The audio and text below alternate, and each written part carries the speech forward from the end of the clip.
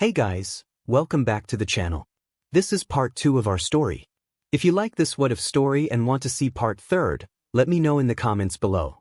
Before we start, don't forget to like, subscribe, and share this video with your friends.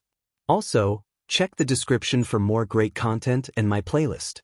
This story was posted by 𝐒𝐮𝐦𝐦𝐚𝐫𝐲 on Wattpad. Now let's start. Third POV. Izuku's friends were about to resume their meal after Izumi interrupted them, but suddenly, the UA emergency alarms started to ring all over the cafeteria and possibly all over the school. Security 3 has been broken. All students evacuate to the building. The intercom voice announced and kept repeating the phrase. The Izuku squad started to get nervous as they saw the whole cafeteria panic in an unnatural chaos. Students started getting up on their seats and headed straight for the exit in a panicked state. "Excuse me, what is Security 3? Momo asked an upperclassman that ran past them. "It means that someone broke into campus. This has never happened in 3 years since I have been here. You all should hurry," he said to them as he ran off to the exit as well. "Guys, stay close. Don't separate from each other," Izuku instructed them as they nodded. They started to walk to the exit but was overwhelmed with the number of students trying to exit the cafeteria. They started showing each other and pushing one another as they tried to get out of there. Izuku squad wasn't doing good as well, as they were being crushed by the students. They held tightly on one another, trying not to separate and be crushed by the mob of students. "This is chaotic," Kaminari said as Hitoshi tried shielding him from the elbows and shoves from other students. "This isn't proper behavior for UA students," Momo commented as she was pushed to the side.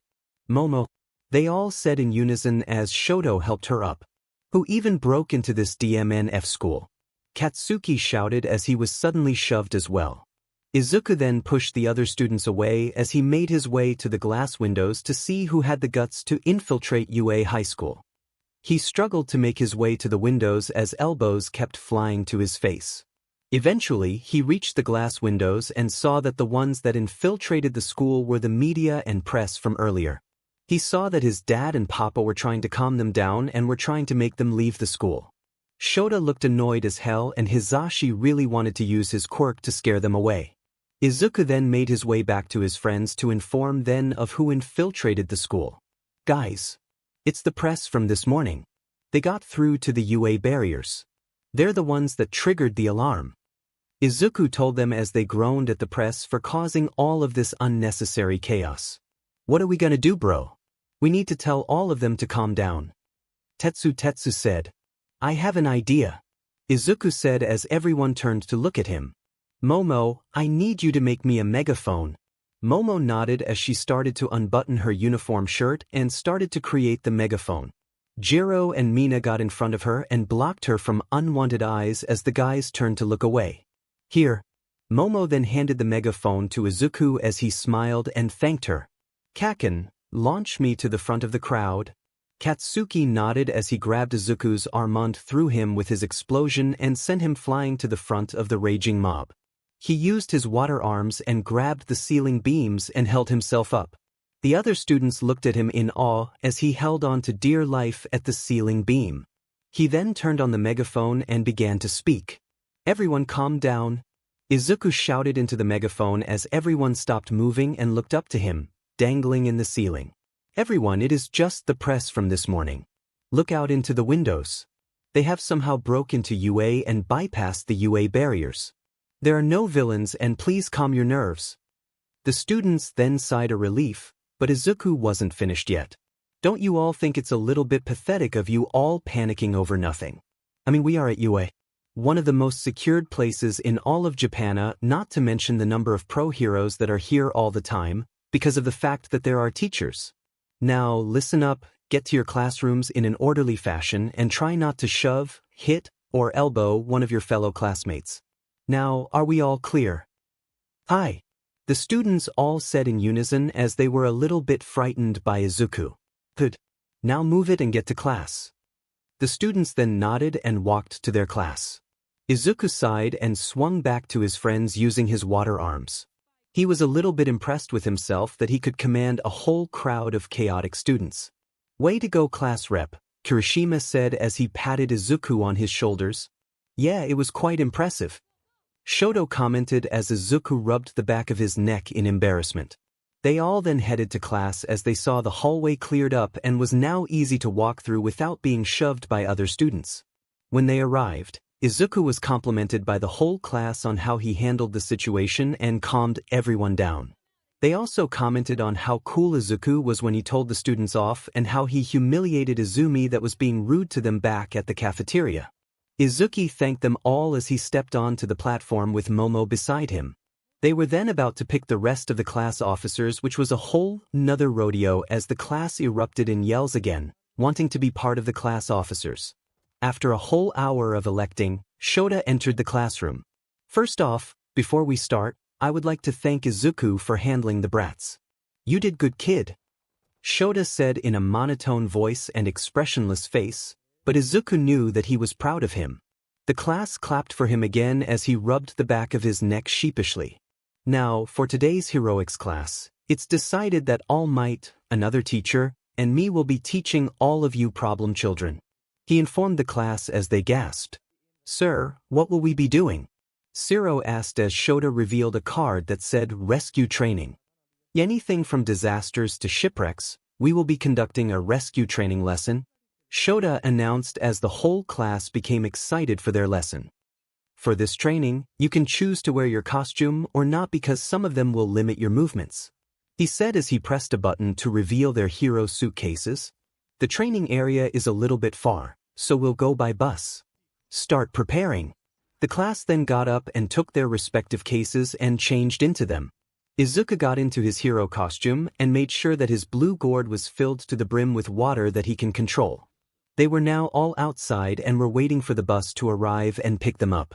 The Izu squad were with each other and were happily conversing with one another on how excited they were for the rescue training. Hey, dude, why do you carry that big butt gourd around your back all the time? Kaminari questioned Izuku. Well, it's 'cause I can't produce the water from New York hands or anything. That's why I carry around water with me, so that I could use my quirk. I can however control the water in the air, but it would be too time-consuming. Izuku said to him as he nodded in understanding. So that's why you carry your gourd around. Mina said as Izuku nodded. Isn't that heavy? How big is that thing? Kirishima questioned. Why don't you try to carry it? Izuku told him as he placed the gourd on Kirishima's back. Immediately, his feet started to give in due to the weight that the gourd had. He was struggling to carry the big butt gourd as the others laughed at how hard he was trying. Izuku then took his gourd off Kirishima's back and placed it back on his own. Man, that was like super heavy. That's so manky of you to carry that thing. Kirishima exclaimed as Izuku let out a giggle. Soon, the bus arrived and Izuku, as the class representative, instructed everyone to get inside the bus in an orderly fashion. The class got inside and their teacher got in as well. They then headed to their destination to conduct the rescue training. While waiting, they talked to one another. Izuku, you know that I say everything that comes to my mind, right? Tsu said to Izuku as Izuku nodded. How come it seems like you know Yagi-san personally? Do you know her? Tsu questioned as Izuku tensed up a bit. Izuku was then hesitant to tell them the truth. He looked at Katsuki and Hitoshi, and they looked at him and gave him the look that said, it's up to you. He then looked at his dad and he had the same look. He then took a deep breath before he answered. Do you all know that kid that went missing and was assumed that committed suicide 2 years ago because of neglect and abuse? Izuku asked and they all nodded. He was the son of All Might and Esper, right? And Yagi-san was his sister. Kendo said as Izuku nodded. Well, that son is me, he said with a weak smile. What? They all screamed in shock. But the picture of their son had blonde hair and green eyes. However, you have blue hair and blue eyes. Ida pointed out as the rest nodded. Well, let's just say that I had a makeover when I went away for 2 years.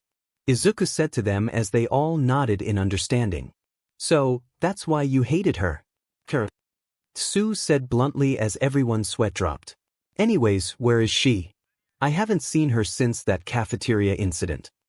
Jiro questioned as everyone wondered where she was as well, before Shota spoke up. She has been moved to the General Studies program after the stunt she pulled at the cafeteria. Bullying and discrimination is not tolerated in this school. She also was already on thin ice with Principal 𝐒𝐮𝐦𝐸 because of what happened 2 years ago. They all then nodded as they agreed with their decision. They all were not really comfortable with her when she first entered the class, and now she was absolutely hated by the entirety of the class after she insulted some of them back in the cafeteria. Good riddance, we don't have to deal with that she-demon again.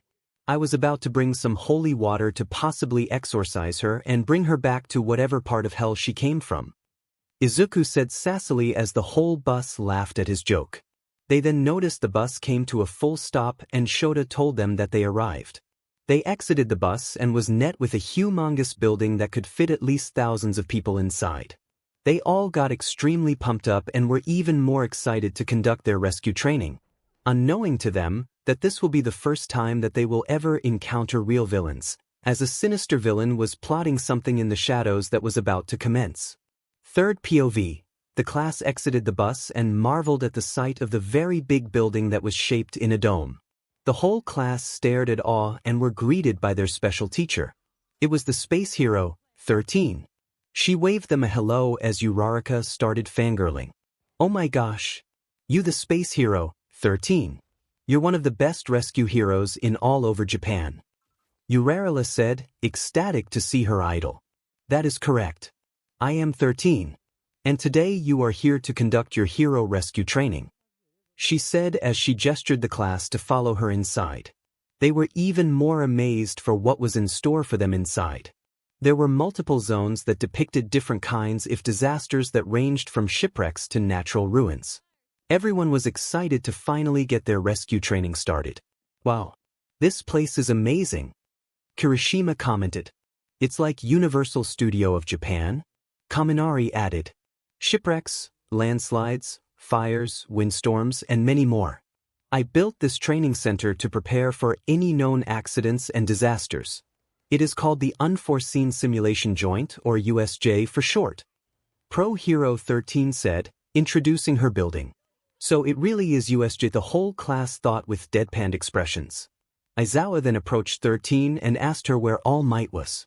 She told him that he used most of his time when he fought a couple of villains in the city and is now resting.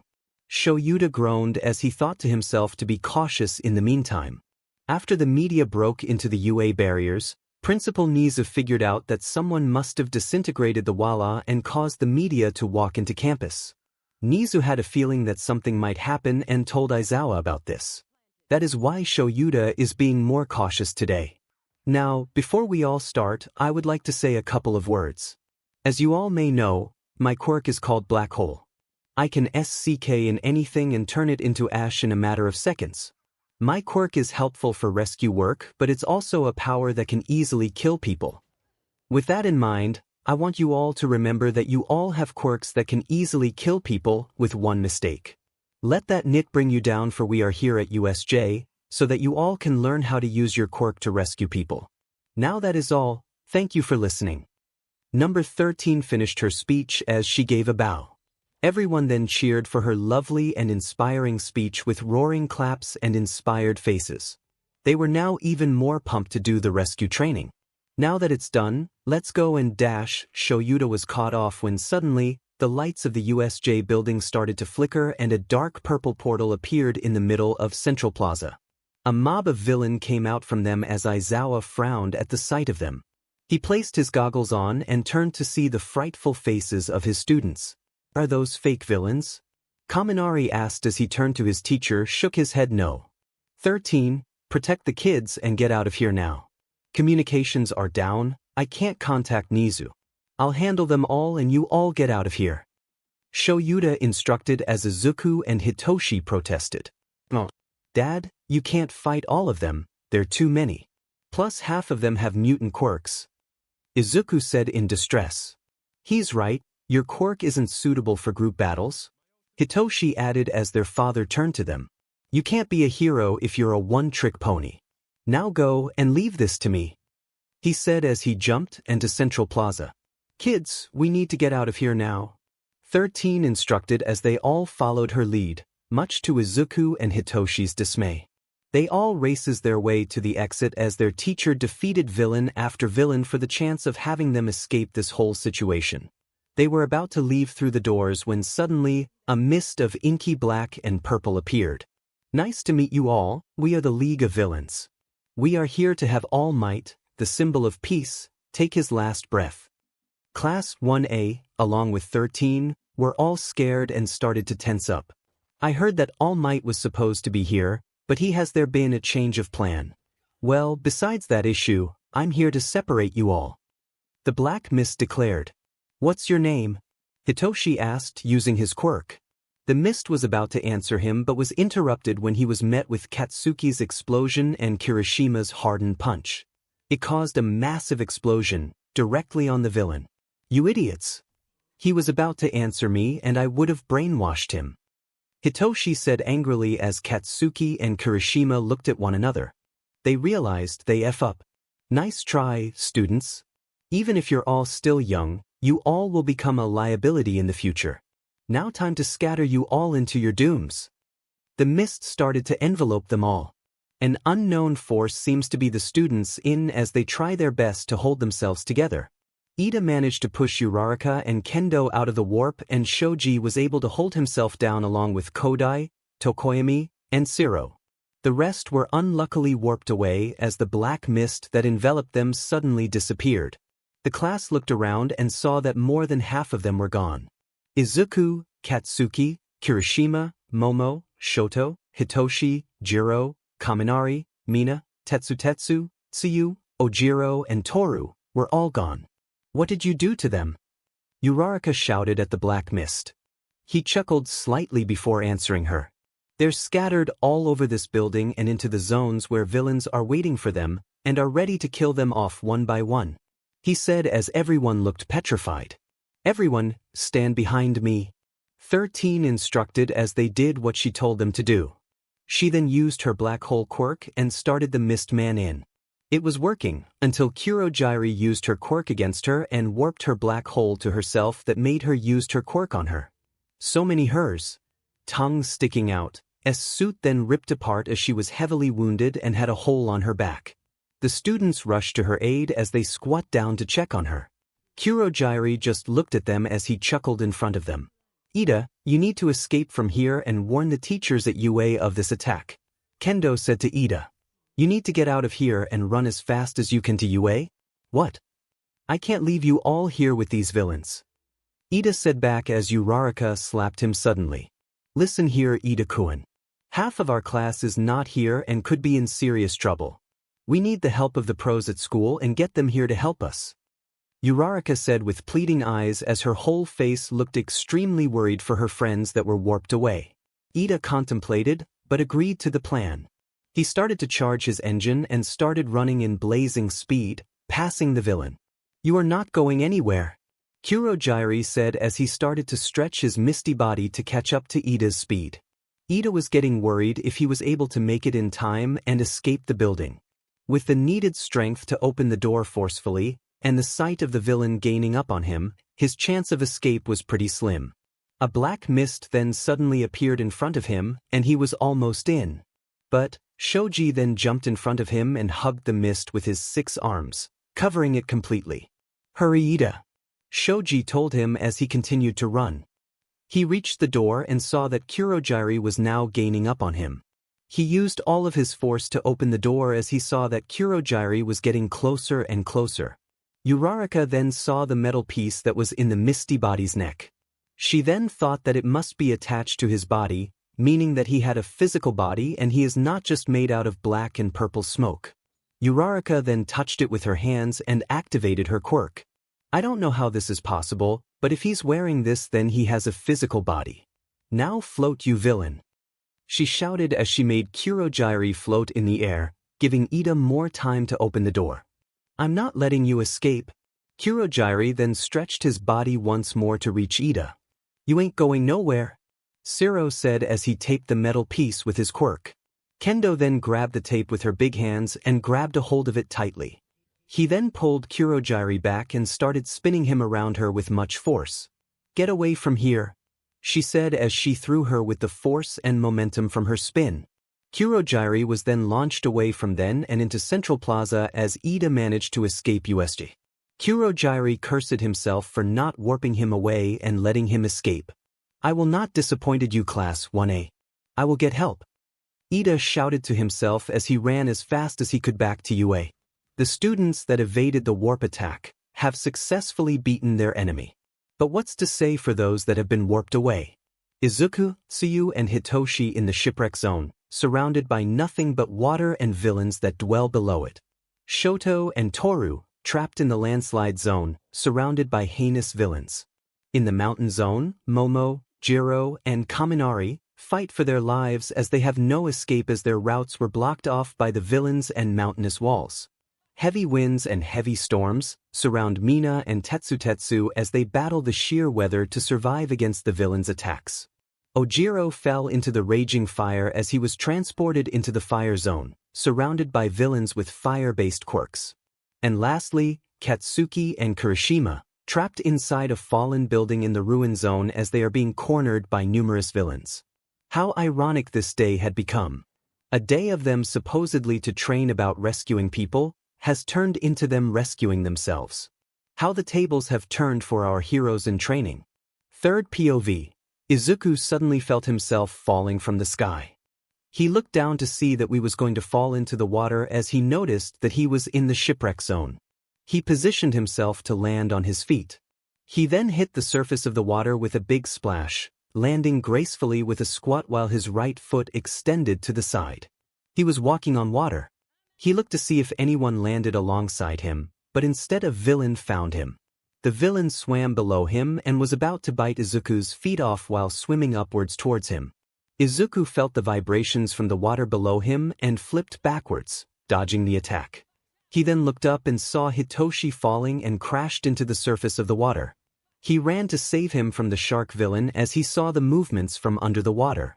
He looked like he was too late, but suddenly, someone dived into the water and jumped back up into a ship with Hitoshi. He looked closer to see that it was Tsu with Hitoshi wrapped around her long tongue. He sighed a relief and ran to the ship as he dodges villain attacks left and right. He then jumped up into the ship with the other. Izuku, I'm glad that you are okay. Tsu said to him as Izuku nodded. How about Hitoshi? Is he okay? Izuku asked as he saw his brother's arm raised up and made a thumbs up, signaling he was okay. Izuku sighed in relief as he stood up from the ship and looked around to see many villains surrounding them. From what he could tell, they all had water-based quirks, which mean the shipwreck zone is the perfect place for them. Izuku, do you have a plan or something? You have that big brain of yours, then use it. Hitoshi told him as Izuku grumbled at him. Just be quiet, okay? I'm trying to think because things aren't adding up. Izuku told them as they both were confused. What do you mean? Tsu asked. Well, for starters, all of the villains here have water-based quirks and this is the perfect place for them to ambush us. But I don't understand why they would put me and Tsu in this zone of our quirks are water-based as well. Tsu gasped lightly as Hitoshi squinted his eyes to think. That is true. If they were trying to kill us, then me and Izuku-kun should be in the fire zone where we are much more weaker. Tsu said. That's right. My theory is that they don't know our quirks and that is why. They're not climbing up on this boat since they're being cautious. I suggest that we keep our quirks hidden for the meantime and formulate a plan. The other two nodded as they all huddled up together. They started planning and halfway, they were interrupted when they suddenly felt the boat sinking into the water. They looked to see the boat was split in half by a villain that had a similar quirk to Izuku. Izuku grumbled as he continued to formulate the plan with the others. They nodded and approved of Izuku's plan.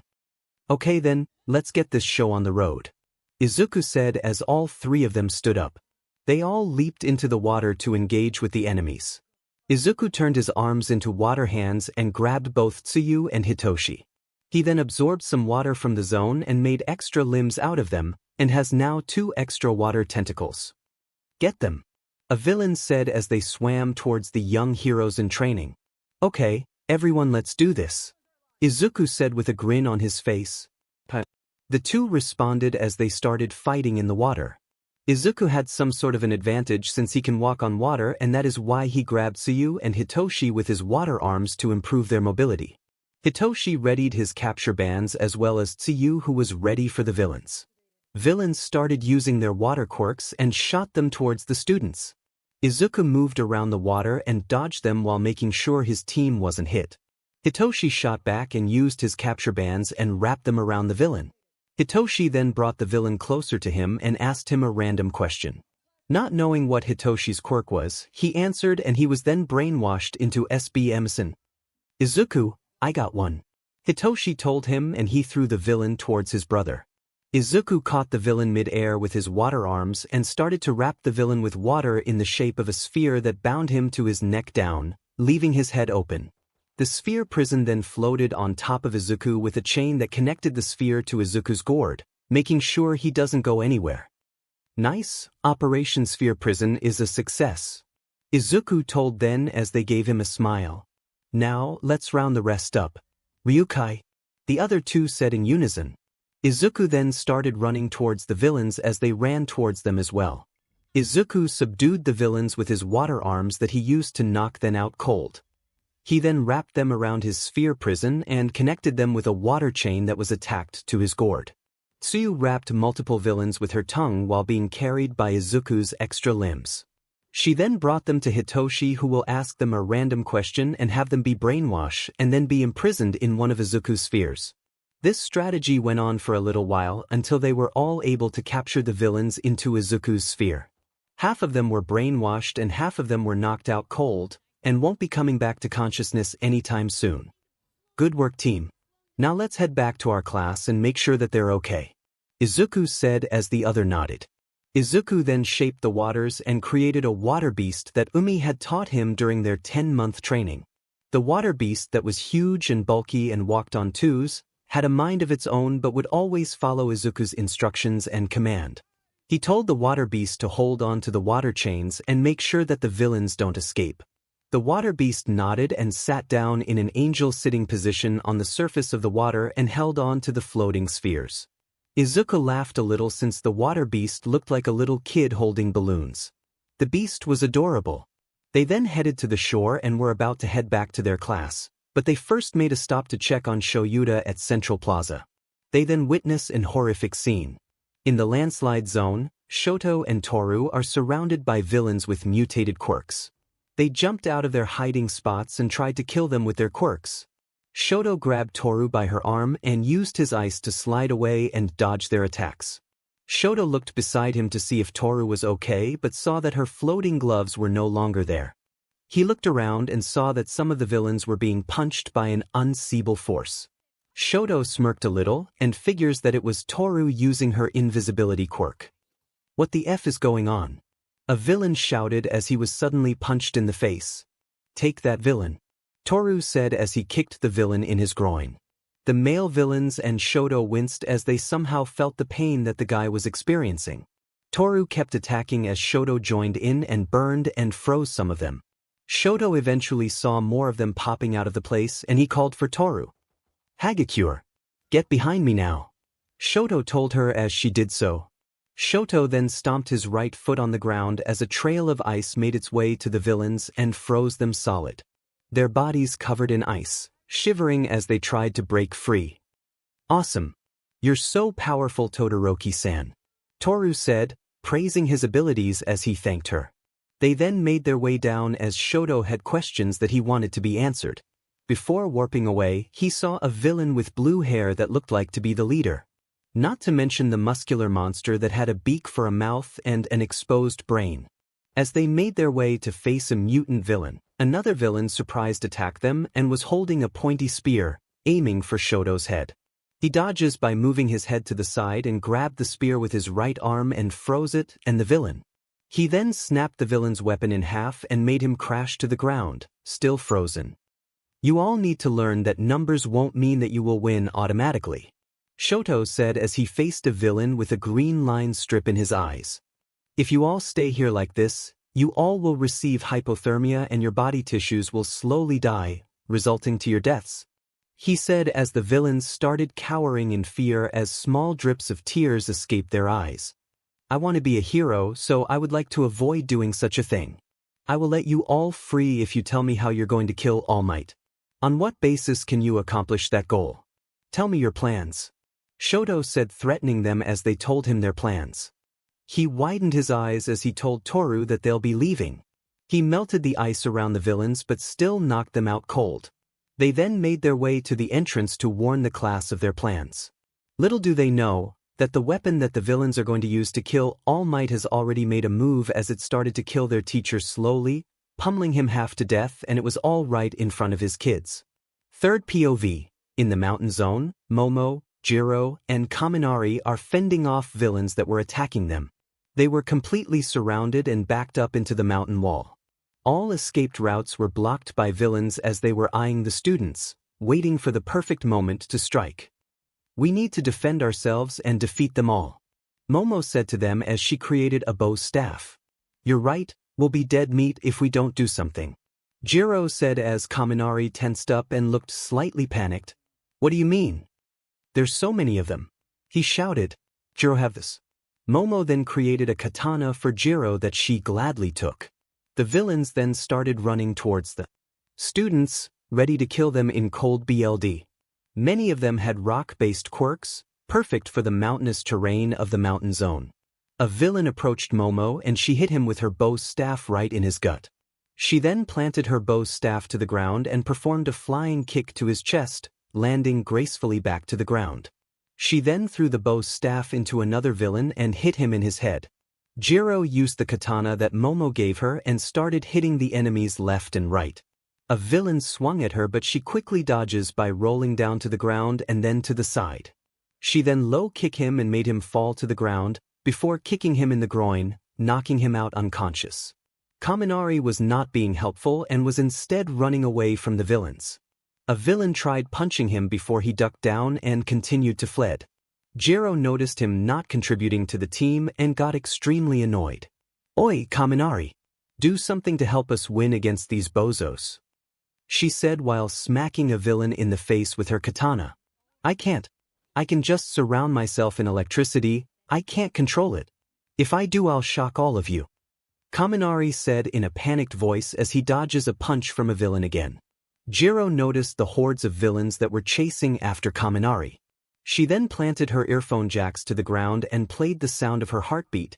It then sent vibrations to the ground and started to crumble the villain's footing. The villains then fell to the dirt and rocks.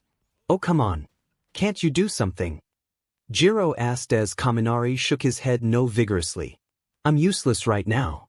I can't contact anyone because of the communication being jammed. I'm relying on you all since I can't help, Kaminari said frantically as Jiro got annoyed even more. Aren't you a man? Then be a human stun gun, Jiro said as she kicked Kaminari to a villain. Kaminari accidentally hugged the villain and activated his electricity quirk. He looked surprised as he saw that he was electrifying the villain. AMD was stunning him like a taser. Oh my gosh guys. I'm actually really strong. You guys can rely on me now, he announced happily as another villain appeared. Jiro saw the villain stretched his arms thin, holding on a giant boulder. He was about to smash the rock into Kaminari when Jiro stopped him.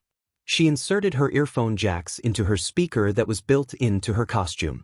She then sent her heartbeat vibrations to the villain that broke the boulder he was holding into pieces. The villain was too late to realize as he accidentally placed his stretched arm and touched Kaminari, resulting to him being shocked as well. Nice, Jiro commented before she was caught off guard when a villain jumped towards her with two bladed weapons. Jiro was ready for her fate when Momo saved her by creating a capture net from her palm and launched it towards the villain. The villain was caught midair by her net as he struggled to break free. Unluckily, he fell to the ground due to the capture net and was shocked by Kaminari. Stay focused everyone, Momo reminded them as they both nodded. Jiro then plugged her earphone jacks back to her speakers and sent another wave of her heartbeat in max volume, deafening the crowd of villains. Momo was kicking a villain in his side that approached Jiro from behind and Kaminari kept touching the villains and shocking them. It's ready, Momo said and left Jiro confused. It takes time to create something this big. Her back then started glowing a glowing pink light and then burst open, revealing a huge sheet that covered both her and Jiro. The villains looked at the giant sheet of blanket and was confused by it. They were mistaking it for a type of shield, but in fact it was something else. It's an insulation sheet which is 100 millimeters thick, 𝐻𝐻𝐻𝐿. Momo said as 𝐻𝐻𝐻𝐿 smiled, knowing what exactly to do. With that sheet on you both, I can go all out.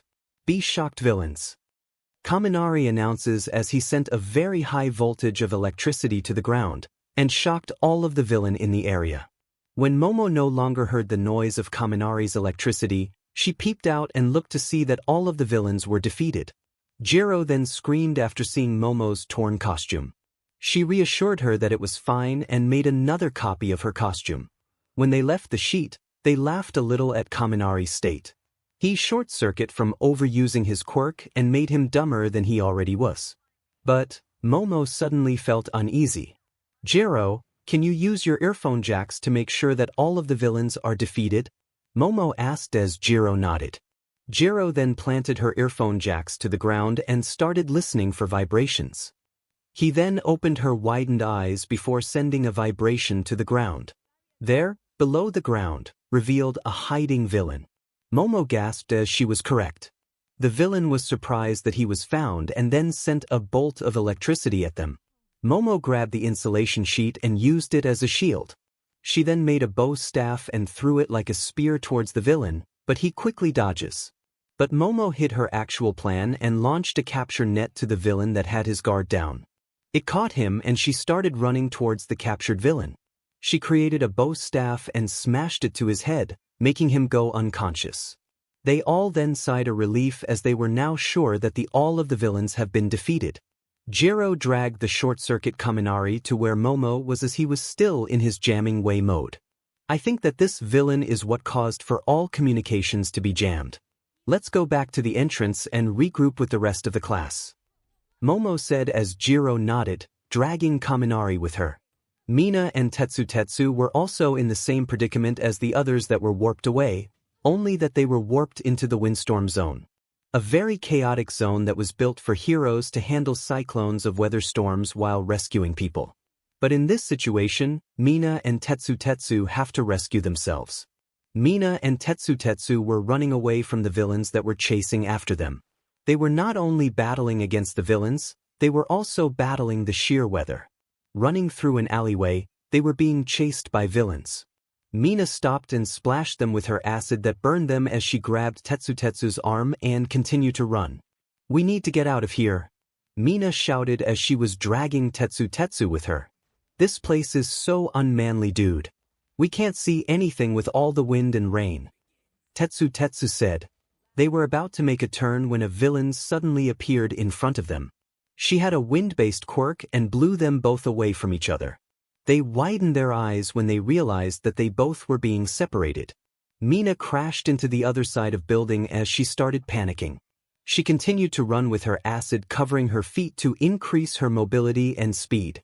She looked above her and saw the villains jumping down from the villain. She aimed her acid above her and splashed them, burning their skin and costume off slightly as she made haste to find her friend and reunite with him. She encountered more villains ahead of her. She was determined to get past them as she used her dancing skills to bend her body down as low as possible. It was like she was playing limbo as she dodges an upcoming swing, aiming for her head. She got back up and made a quick turn to splash him with her acid. She made it to the main road of the fake city and saw the exit at the end of the road. She felt extreme joy, but she still needed to find Tetsu and escape together.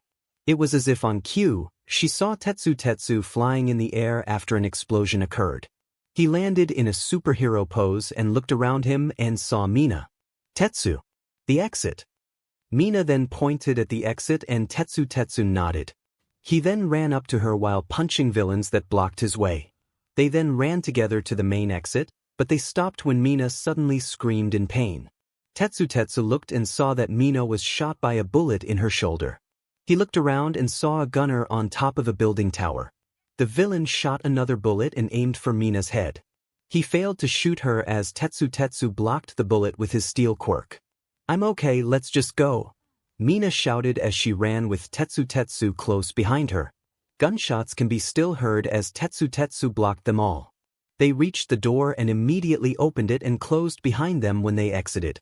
Mina used what was left of her strength to shut the door close with her spraying her acid. They then heard banging from the other side as they sighed in relief. Mina. Holy th, your arm got shot. Tetsu screamed in concern. Don't mind it. We need to go back to our class and make sure they're safe. Mina said as Tetsu nodded. Tetsu then took Mina off her feet and picked her up bridal style. Mina got flustered and told him that he didn't need to, but he insisted and said that it's what a man's supposed to do. They then made haste to return back to their class. In the ruin zone, Katsuki and Kirishima were fending off the villains that were attacking them inside of one of the fallen buildings that they were warped on. Villains came running in groups heading inside the room to corner the two heroes in training. Using the overwhelming numbers to their advantage, Kirishima hardened his body and punched the villains all over and slammed them in the walls, occasionally protecting Katsuki with his hardened body and would retaliate with a punch to their face. He grabbed a villain by the head that was about to attack Katsuki and kneed him in the back before throwing him to the side. Katsuki exploded the villain's left and right. He used his palm strikes and struck the villain in their chest, following up with an explosion that sent them to a wall that made a crater. They were knocked out almost instantly. One villain had a knife on his hand and was about to gut Katsuki when Katsuki launched himself up with an explosion to dodge the knife attack. He countered with an explosion to the villain's neck, knocking him out. Dude, we totally messed up. If we didn't attack the smoke guy, then Hitoshi would have totally brainwashed him. We need to go back, they might be in trouble or in danger. Kirishima said to him, a little panicked. We do need to go back, I have a bad feeling about something. We did mess up, but don't worry about those extras, cause if these kind of villains are what's attacking them, then they'll be fine. Those extras aren't weak at all. Katsuki said as he exploded another villain. A villain then suddenly leaped out nowhere with a knife on his hand and had a chameleon mutation. Katsuki then held out his palms and caught the villain's face. He then slammed him to the floor with an explosion that knocked him out. Now, come on, shitty hair. Time to go back to the entrance.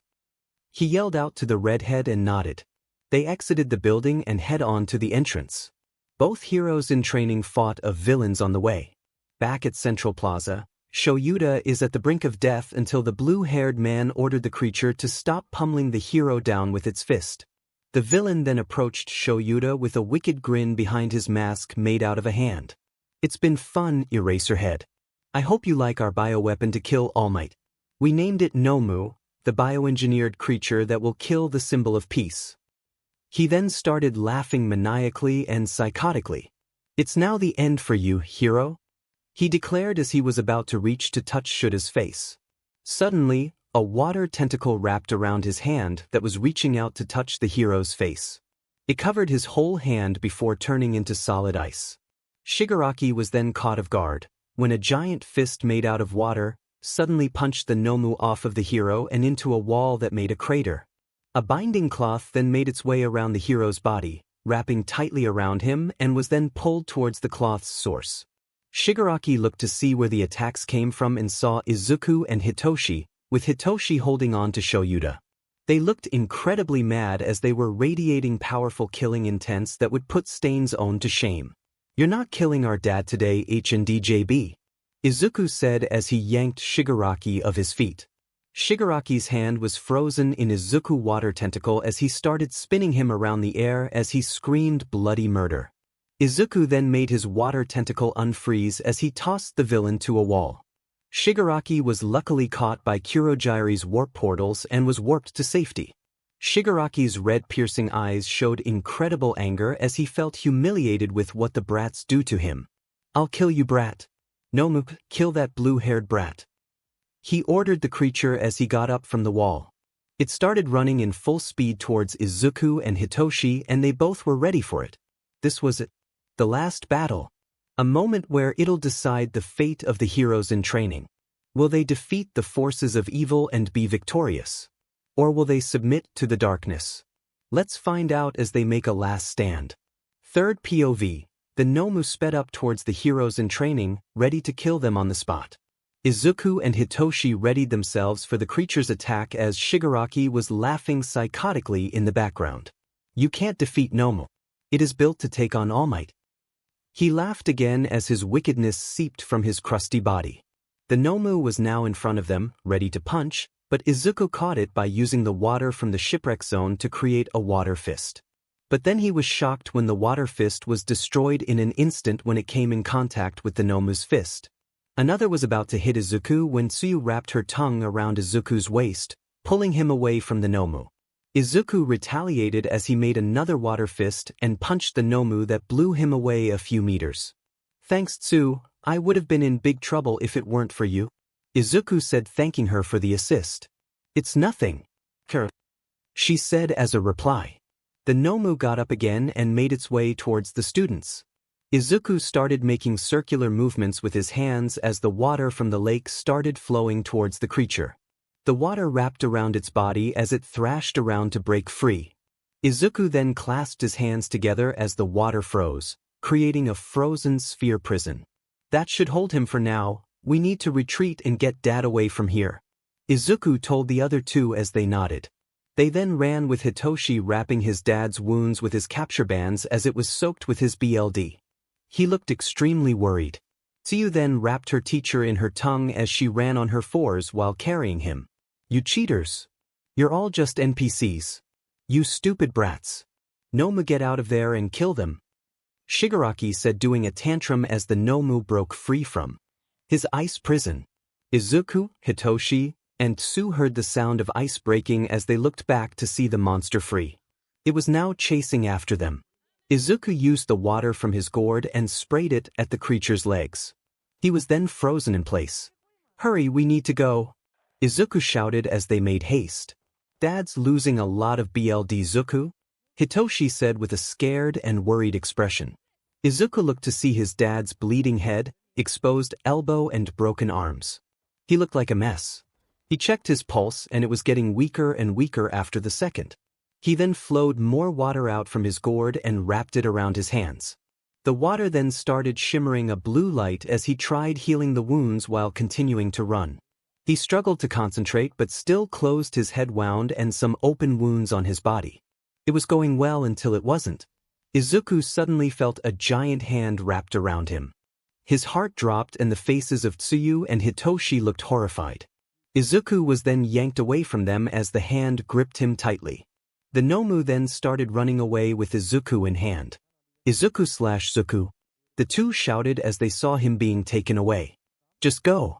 I'll be okay, he said as he was dragged. The two contemplated on what to do, but made a decision to leave Izuku behind for now, since Shoyuta was almost at death's door. They reached the stairs as Shiro saw them. Dude, what happened to Sensei? Shiro asked as he saw the state of his teacher.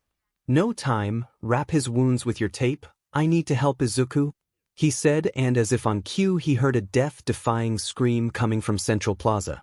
They all looked and widened their eyes to see that the scream came from Izuku. He was held up in the air by the 𝐻𝐻𝐻𝐿 as he was being slowly crushed by its grip. Hitoshi immediately jumped down and back to Central Plaza as he heard his brother scream. Shiro called out to him to stop, but it only fell on deaf ears. He groaned and wrapped Shoyuta with his tape to stop some of his bleeding. Azui, get Aizawa-sensei out of here. I'll chase after Hitoshi and bring him back, Shiro said as Tsuyu nodded and hopped away with Aizawa wrapped in her tongue. Shiro rushed down to Central Plaza and chased after Hitoshi. He got close and shot his tape on Hitoshi's back and pulled him back towards him. He then wrapped him around in more tape to stop him from moving. Let me go. He is my brother. I'm not going to let him kill my brother, Hitoshi shouted as he thrashed around to break free from the tapes. Dude, calm down. Ida is gonna be back with the teachers from UA. Let's just wait for a hot A. Shiro reasoned, but Hitoshi didn't listen. They then heard another scream and looked to see that it was Izuku again. He was still trapped in the creature's hand as it tightened its grip on Izuku more. Then they heard the villain spoke in a wicked and sinister manner.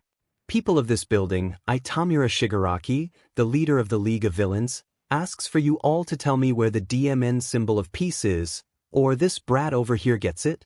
He threatened as the 𝐻𝐻𝐻𝐿 gripped Izuku tighter and he started screaming.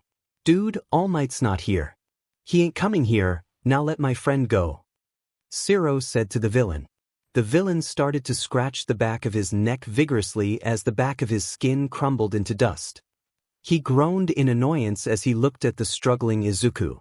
BLD red eyes met blue ocean eyes, and Shigaraki had an idea that made him smile wickedly.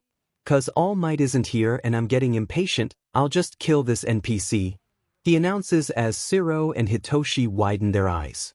Hitoshi immediately broke off of 𝐒𝐮𝐦𝐽's tape as he rushed to save his brother. 𝐒𝐮𝐦𝐽 grabbed his head and groaned before following his lead. "Say goodbye to this NPC. Nomu, crush him." And the Nomu did as it was told. It was as if time slowed down. Hitoshi was screaming while running towards his brother with 𝐒𝐮𝐽 right behind him. Shigaraki was laughing maniacally in the background and the Nomu started closing its fist as Izuku screamed at the top of his lungs. The Nomu then closed its fist as Izuku's body splashed and turned into water. Hitoshi screamed with tears in his eyes as 𝐒𝐮𝐽 taped his back and pulled him away. He then held Hitoshi back as Shigaraki continued to laugh at their pitiful display of emotions. "Ha! You think you can kill me, 𝐻𝐻𝐷JB?" someone suddenly said as they all looked surprised. The water that was underneath the Nomu that came from when Izuku was supposedly crushed started moving away from them. The water then started gathering around itself and then turned to reveal Izuku that had a smirk on his face. The villains had wide eyes and shocked faces as well as Hitoshi and 𝐒𝐮𝐽. "I can turn my body into water. So go and yourself." Izuku shouted. He turned his arms into water and then realized that his blue gourd was destroyed from when the Nomu crushed it into pieces. He then faced his friends and gave them a thumbs up that he's okay, and Hitoshi wiped his tears. "Come on guys, we need to beat this guy and save the day," he said to them as they nodded. Shigaraki was and ordered the Nomu to kill them all. They then engaged in a heated battle. 𝐒𝐮𝐽 started wrapping the Nomu with his tape. He was then temporarily immobile as his limbs were wrapped around together. Hitoshi then wrapped his capture bands as well. They then both used their strength and started spinning the Nomu around before throwing it to a wall. Izuku attacked as well and made a drill with his water arms and struck the Nomu in its chest. It screamed in agony as a hole was made in his chest and Izuku jumped back. They all looked to see that the Nomu's chest wound instantly healed up and the injury disappeared. He then got back up and howled at them. "Ha! You can't kill my Nomu. It has instant regeneration and shock absorption. It is invincible," Shigaraki declared. The Nomu then rushed towards the students and was ready to punch. Izuku covered 𝐒𝐮𝐽 and Hitoshi with his water to block the attack, but suddenly, Kirishima came out of nowhere and blocked the attack for them by using his hardened body. They all looked shocked to see him. A trail of ice appeared as well, as it froze the Nomu in place. It covered the creature in spikes of ice as it tried to break free from them. They then heard explosions coming from the distance and it was Katsuki entering the battlefield with a blast. He exploded the Nomu's face with his explosion as it screeched in pain.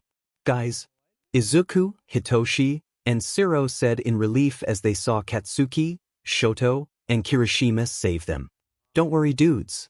I'll protect you brothers," Kirishima said as he winced in pain when he saw his hardening crumble. "What the heck is going on here? Why is there another party that suddenly appeared?" Shigaraki shouted. He then started to run in anger towards them and tried to reach them and touch them with his hands. But he was quickly stopped when he was suddenly captured inside of a capture net. He struggled to break free and looked to see where it came from. It was Momo, along with Jiro and Kaminari. "You brats, I'll kill you all. Nomu, kill them," he shouted while thrashing around the net. The Nomu broke free from Shoto's ice trap and punched Kirishima in the gut. He grunted in pain as he was pushed back into the stairs. He was then knocked out unconscious. "Kirishima!" everyone yelled. Soon, Tetsu arrived suddenly and punched the Nomu with his steel arms, but he saw that it didn't do anything and he was instead grabbed by the Nomu and was thrown to the stairs as well. Katsuki propelled himself towards the Nomu and delivered a palm strike, quickly followed by an explosion to its chest. It burned him slightly but ultimately was unaffected.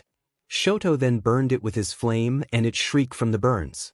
Mina attacked it as well and sprayed the creature with her acid, using both of her arms as she winced in pain due to her bullet wound. There, Izuku noticed that the burns that the creature received didn't heal instantly, and that gave him an idea. It was gamble, but if it does work, then they'll stop the Nomu once and for all. Everyone, get back. I'm turning to dragon mode, so get back. He told everyone as they did and backed away from him. When he saw his friends out of the way, he then transformed into his water dragon form and he screeched into the air. He was now triple the size of the Nomu as Shigaraki and Kurogyari looked at him in fear. What is this? No one told me of a secret dragon boss. Nomu, handle it. He ordered the Nomu. The dragon and Nomu brawled one another as Izuku pushed it away with his tail, but the Nomu clinged onto it and used its monstrous strength to flip Izuku on his back. Izuku quickly got back up and stomped the Nomu with his foot. He struggled a little to crush the Nomu as he held Izuku's foot up, but eventually he crushed him to the ground. He then repeatedly stomped the Nomu again and again. He then grabbed the Nomu and flew up into the air, reaching the ceiling. He then threw the Nomu to the ground with tremendous strength that left a crater to where it landed. Izuku then opened his mouth and sent a vortex of burning water at the creature. It didn't have the time to get up and evade the attack as it was blasted by the high-pressure boiling water. The others looked at amazement at Izuku's power as they looked to see the Nomu take all of the attack. When Izuku stopped, they looked to see what was left of the Nomu.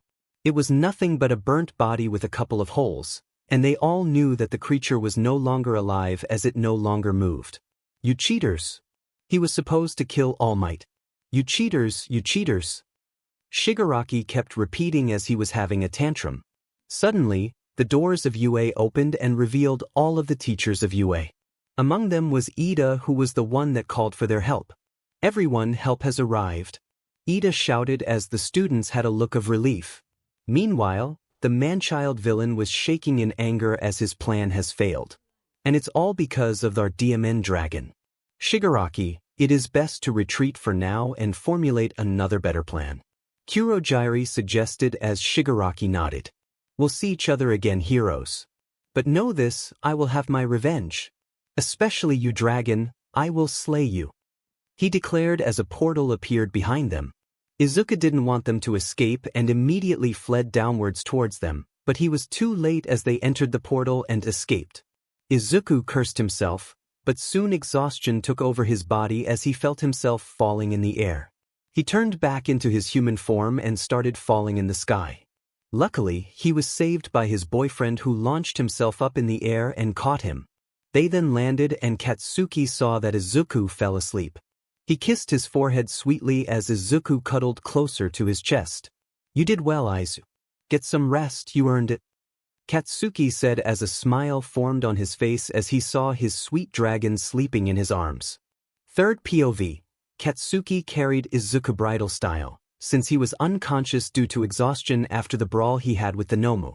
He won by using the tremendous heat from his water vortex breath and burnt the body of the Namj, resulting to its demise as it can't regenerate it as fast as it can possibly because of the heat.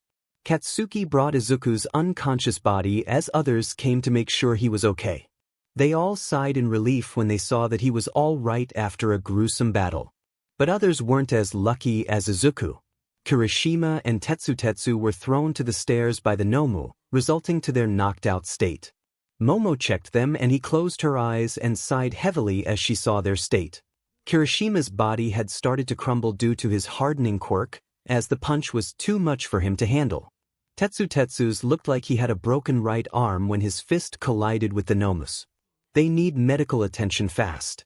Their injuries are too critical, we need recovery girl. Momo said, and as if it was on cue, recovery girl made her way towards them. She looked at their state and started clicking her tongue and shaking her head. From her view, their bodies were a mess. Broken arms, bruised bodies, broken backs, all of the major injuries that they could have possibly get, they both have. Get the stretchers and load these students up. I'm afraid that their hero careers will end before they even finish their first week of school. Recovery girl said with a sad expression. The other students widened their eyes at the thought of them not becoming heroes because they were true heroes in their eyes. Kirishima jumped in front of an attack not once, but twice, to protect his classmates. And Tetsutetsu blocked one of the Nomu's punch with his own to counter, but was overpowered. The class looked as the two were taken away by the paramedics with Recovery Girl close behind them. They all felt terrible as their friends were in such a state that they might not become heroes. Mina even started crying as she dropped to her knees and rubbed her eyes. I can't believe this. They don't deserve this. Kirishima is the most heroic person I ever met that had dreamed of becoming a hero. And Tetsu kept protecting me when we were warped away from villains and even took a bullet for me. She cried out as Jiro and Momo bent down and comforted her. Hey, don't cry. They both will be taken care of by Recovery Girl, so don't worry about those two. Jiro said, trying to comfort her. Yes, she is correct. Recovery Girl is a renowned healer. They will be in good hands. Now, let's get that bullet wound out of your arm. Monk said as she nodded. They supported her as she winced in pain from the bullet wound. They called a paramedics and she was brought to an ambulance. They also passed Aizawa and Izuku, who were also being loaded in an ambulance with present Mike, Hitoshi, and Katsuki with them. What a mess this villains have made. Make sure to capture all villains. Nizu ordered the teachers as they nodded. Soon the police came as they arrested all of the captured villains. They rounded them all up and had a total number of 87 villains. Detective Tsukachi then asked a few questions to the students to get to know what exactly happened during the attack since both teachers were down. After about an hour of interviewing the students, he get the gist of what basically went down. He was a little mad since they said that All Might was supposed to show up but never did. He just needed 8 more statements and they were the ones that were admitted to the hospital. Speaking of the hospital, Izuku woke up from his nap and smelled the scent of disinfectants and the sound of a vital monitor. He looked around to see both Katsuki and Hitoshi asleep on a chair in the corner of the room. He turned to see that his dad and 13 were there, and at the other side was Tetsu and Kirishima. Katsuki suddenly woke up and saw Izuku awake. He rushed to him and woke Hitoshi up as well. They rushed to his side and hugged him tightly as he hugged them back. The door then opened to reveal Recovery Girl. And by the sound of the opening door, Tetsu and Kirishima slowly woke up as well, along with the teachers. I see that you are all awake, Recovery Girl said as she made her way inside. I have good news and couple of bad news. They started tensing up at the mention of the bad news part. For the good news, everyone is okay and are safe. Your classmate, Ms. Ishido, had already made a full recovery after a bullet was shot at her arm. 13, you will be making a full recovery soon enough. Now, onto the bad news. Their heart rates then increased as they were slightly panicking on the inside. Aizawa, your whole body is a mess, but I can heal you up with my quirk, but not right now because of the lack of energy that you have. And for Mr. Kirishima and Mr. Tetsu, I believe that as a doctor that has evaluated your conditions, it is best that you both drop out from the hero's course and no longer pursue heroics. Recovery Girl said with a heavy heart as the two mentioned students widened their eyes. But we can't do that. It's our dream to become heroes. Kirishima said as tears started dripping from his eyes. It's the only thing that I wanted to do. I can't not pursue being a hero. Tetsu added as he started crying. You can use your quirk on us again. Please help us get better. We need to become heroes and be able to help others, please. Recovery Girl shook her head no. I am terribly sorry, but my quirk also has its limits and this is one of them. This is for the best if you want to continue on living your lives. Now, you have guessed that all wanted to see you. She finished as she opened the door to reveal the Izu squad.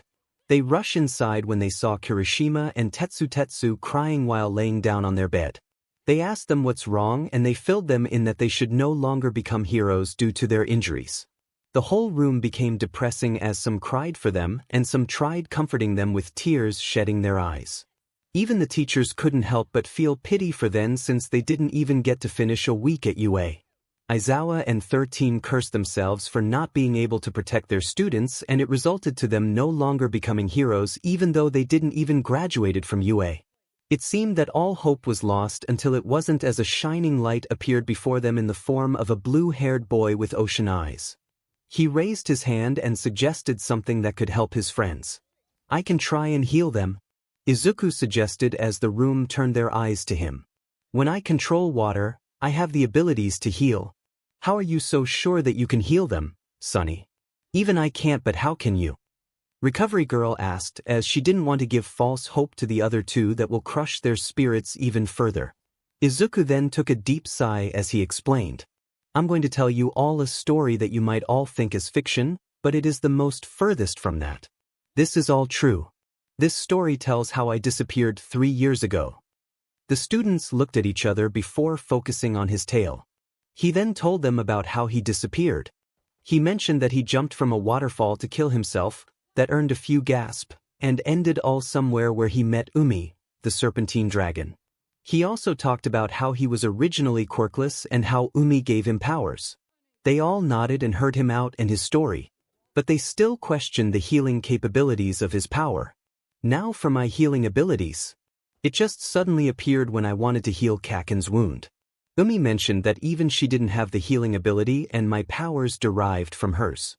So that makes me come to believe that I have a strong healing powers, but to make sure, I want to heal them at the spring waterfall where Umi's domain portal is, since the water there is pure and came from Umi's domain.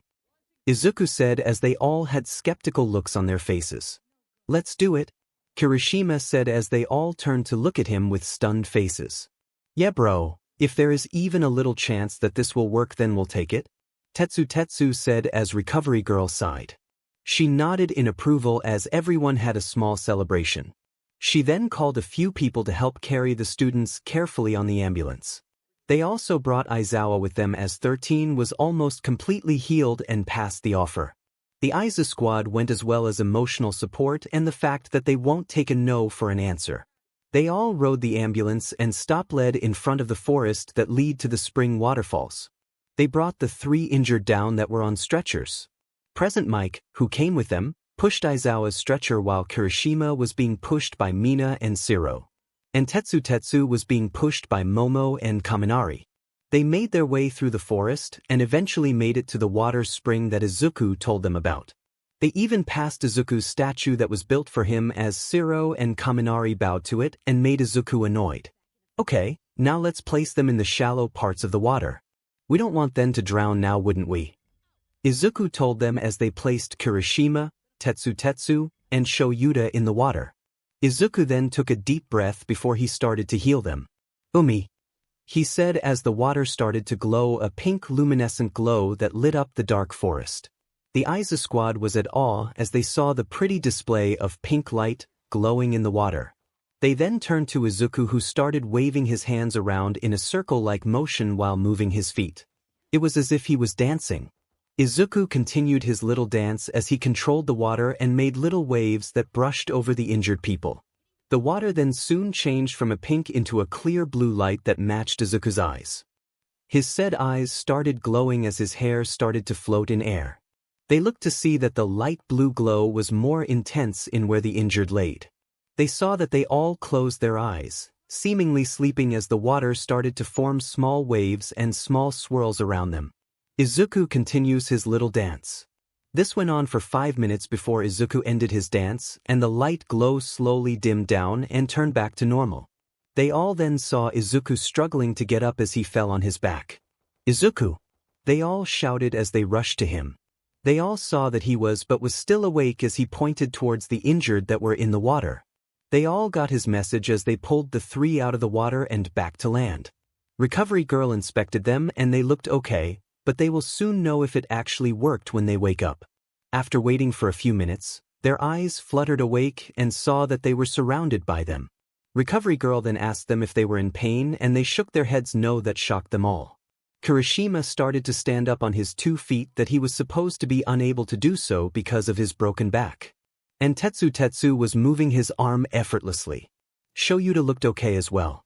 Kirishima and Tetsu started crying as their bodies were fully healed by Izuku. They gave each other a hug as tears dripped down from their eyes. The Izu squad started cheering for them and jumped up and down in the air and gave the 2 a big hug. But they realized that 2 people were missing. Wait, where's Izuku and Katsuki? Jiro questioned as they looked around their hug and did not see them. We need to thank him. He's so manly that he healed our bodies. Kirishima stated as Tetsu nodded. Yeah, where is our bro? Tetsu asked as they looked back. There they saw Izuku sleeping on Katsuki's lap. His arms were wrapped around his neck and his legs were wrapped around his waist. They both looked cute together. "Shut up, you loud extras. He's sleeping, tired from healing your shitty bodies," Katsuki said softly and quietly, to not wake up his boyfriend. Almost everyone took the situation to their advantage and took a picture of the cute couple. They were sure that Katsuki won't yell at them since he didn't want to wake Izuku up. They were right, as he was fuming with rage but didn't scream at them as they continued to take pictures. Eventually, they all left the spring waterfalls with Katsuki carrying the sleeping Izuku in a koala position. The others continued to snicker but were met with Katsuki's death glares.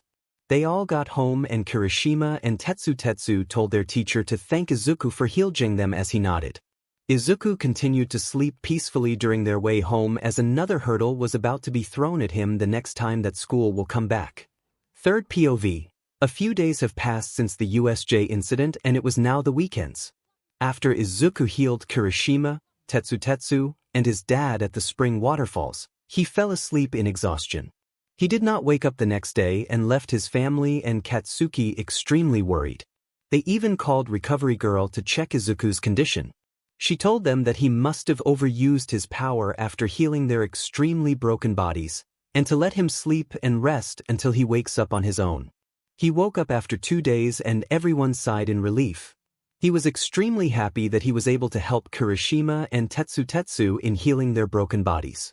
Now that it is the weekends, a UA meeting was going to be held by the UA staff to discuss the recent events that transpired during the first week of school.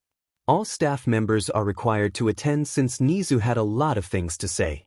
Currently, they all are seated in the meeting room with Nizu sitting in the front, facing everyone. Aizawa and 13 were silently glaring at All Might for not being able to attend the class and missed it entirely, and Iveb arrived when everything was already over. Nizu then coughed to catch everyone's attention and to finally start the meeting. "Welcome everyone to today's staff meeting. I suppose you already know today's agenda, then let's no longer dilly-dally and continue on with this." Nizu started before giving everyone a copy of a folder that recorded all that had happened during the attack. From what we have gathered, the group that attacked our students called themselves the League of Villains. Currently, we do not know much of them other than the fact that they want to kill All Might as their goal. All Might then visibly tensed up at the mention of their goal. From what the students have said during their questioning, the leader's name is Tamura Shigaraki. He was described as a man-child because of his childish attitude and the way he spoke using video game references. The other is named Kurogyri, who looked to be like Shigaraki's aide during the whole attack. Their quirks are decay and warping, respectively. Nizu said after reading the reports on the villains. "Do you think that they caused the incident that happened during lunch that day? You know, when the press broke in at UA?" Midnight asked as Nizu nodded. He then rolled a clip that showed moments before the UA berries disintegrated into dust. Nizu then paused and zoomed in at a man with blue hair that touched the barrier before it turned to dust. The man then suddenly disappeared when a black mass appeared below him where he fell down into it. As you all could see here, we could see that the man with the blue hair touched the barrier before it disintegrated into nothing. According to the students that we asked, the appearance of the villains of their description matches perfectly with him as well as his quirk. And then we could see that if he disappeared when that black hole appeared below him, we suspect it to be Kurogyri's quirk. So they used the press as a distraction to infiltrate UA? Snipe asked. Indeed. They must have took a schedule of classes to look for where All Might's next class is gonna be, and it just so happens that he was supposed to be with Class 1A during their rescue training at USJ. Unfortunately, he wasn't able to attend because he used up all of his time capturing a small-time villain that other heroes were already in the process of capturing. Nizu said as he glared deeply at All Might. The rest of the staff did the same thing as All Might hid in his seat. He felt guilty that he was the reason for the attack, and the fact that he wasn't there resulted for the villains to attack the students instead. He felt horrible knowing this. Now, moving on to the incident itself. There were 87 villains that were captured and are arrested by the police. However, 2 villains, being Shigaraki and Kurogyri, escaped with the use of Kurogyri's quirk. There was also another villain that was described by the students as a bulky monster with a beak and an exposed brain. It is also said that it had multiple quirks, namely shock absorption and hyper-regeneration. The staff gasped at such a creature to have multiple quirks. The room became tensed as 𝐒𝐮𝐦𝐸𝐵 continued. It is his creature that the villains called Nomu was supposed to be the one capable of defeating All Might. It showed that it was truly capable as it almost killed Aizawa, if he was not saved by his own kids. It was also the reason that Mr. Kirishima and Mr. Tetsu almost lost their chances at becoming heroes. Luckily, Mr. Izuku Aizawa was able to defeat it. How? How was he able to defeat that creature when it's designed to beat me? All Might said in disbelief as others rolled their eyes. What? Can't accept the fact that he overpowered the creature that was meant to overpower you? Aizawa questioned as All Might started sweating. That is now what I meant. If it weren't for my son, I wouldn't be here right now, and certainly there would be more casualties if not for him defeating that creature. It just goes to show how much potential he has. So much potential that he might just be able to take that #1 spot from you when he goes pro. Aizawa said, smirking while looking directly at All Might's eyes. All Might immediately sweated like there's no tomorrow as he was shut down by Aizawa. He couldn't think of a comeback as he saw some of the staff groan at his words. Okay, now that's enough. Continuing on with the meeting, many parents have been doubting us because of that incident. Especially the fact that 2 students almost lost their lives if not for Mr. Izuku Aizawa healing them. We have received a lot of backlash from the public, especially the fact that we are supposedly to be known as one of the most secured places in Japan, and we were infiltrated by a villain organization. So, what are we going to do? The sports festival is almost around the corner. Are we going to have to cancel it? Present Mike questioned as the staff gloom a little. No. In fact, we are not postponing that event. We are going to hold it like we always do every year. This event is very important for our students, especially our students of the hero course. This is where they will show their skills to other heroes and show them what they are capable of.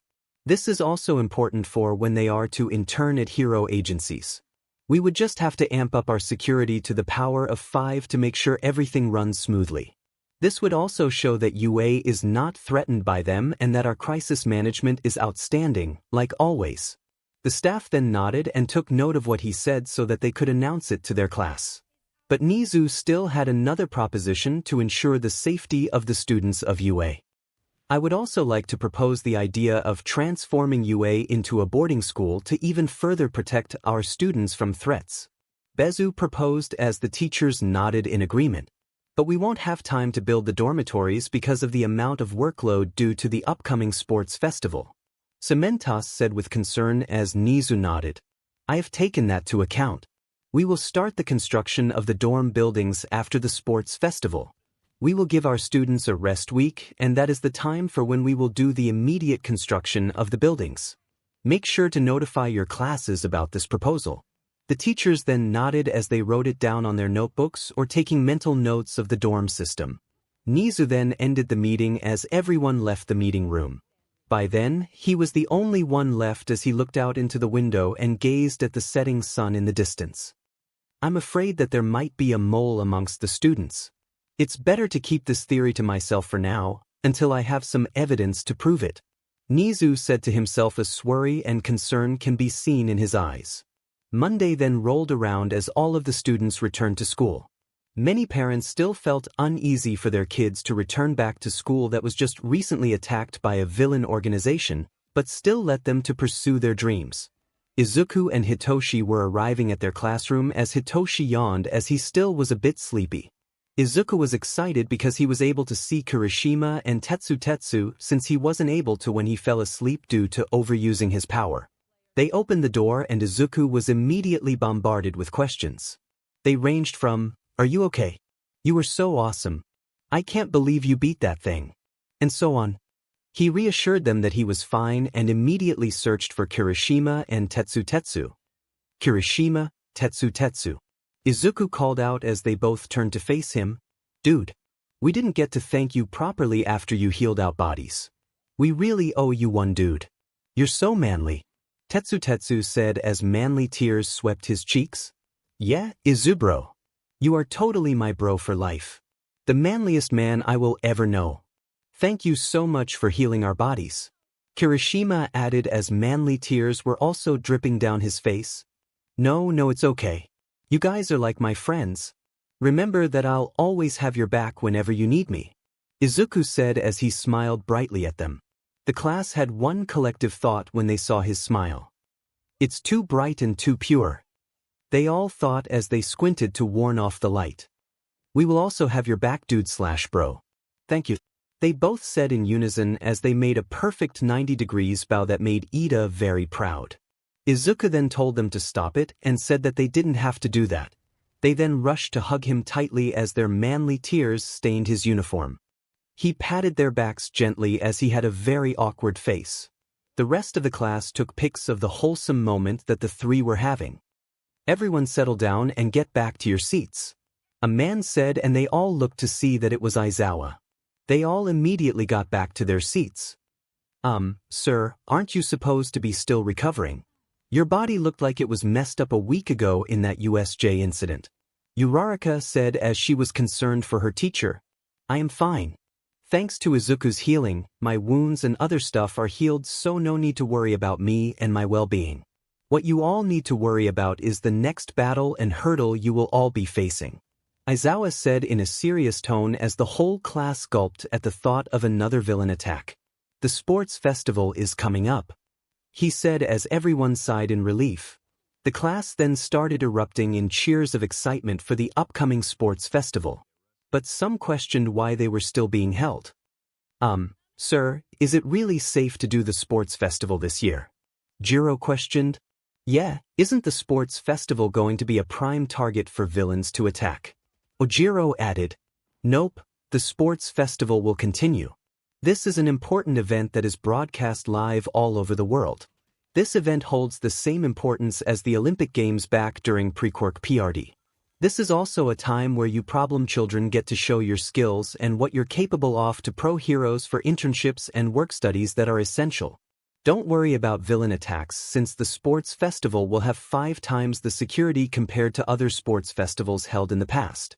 Aizawa said, trying to reassure his students as they all nodded in understanding. Now that is settled. Yue had also proposed the idea of changing into a boarding school.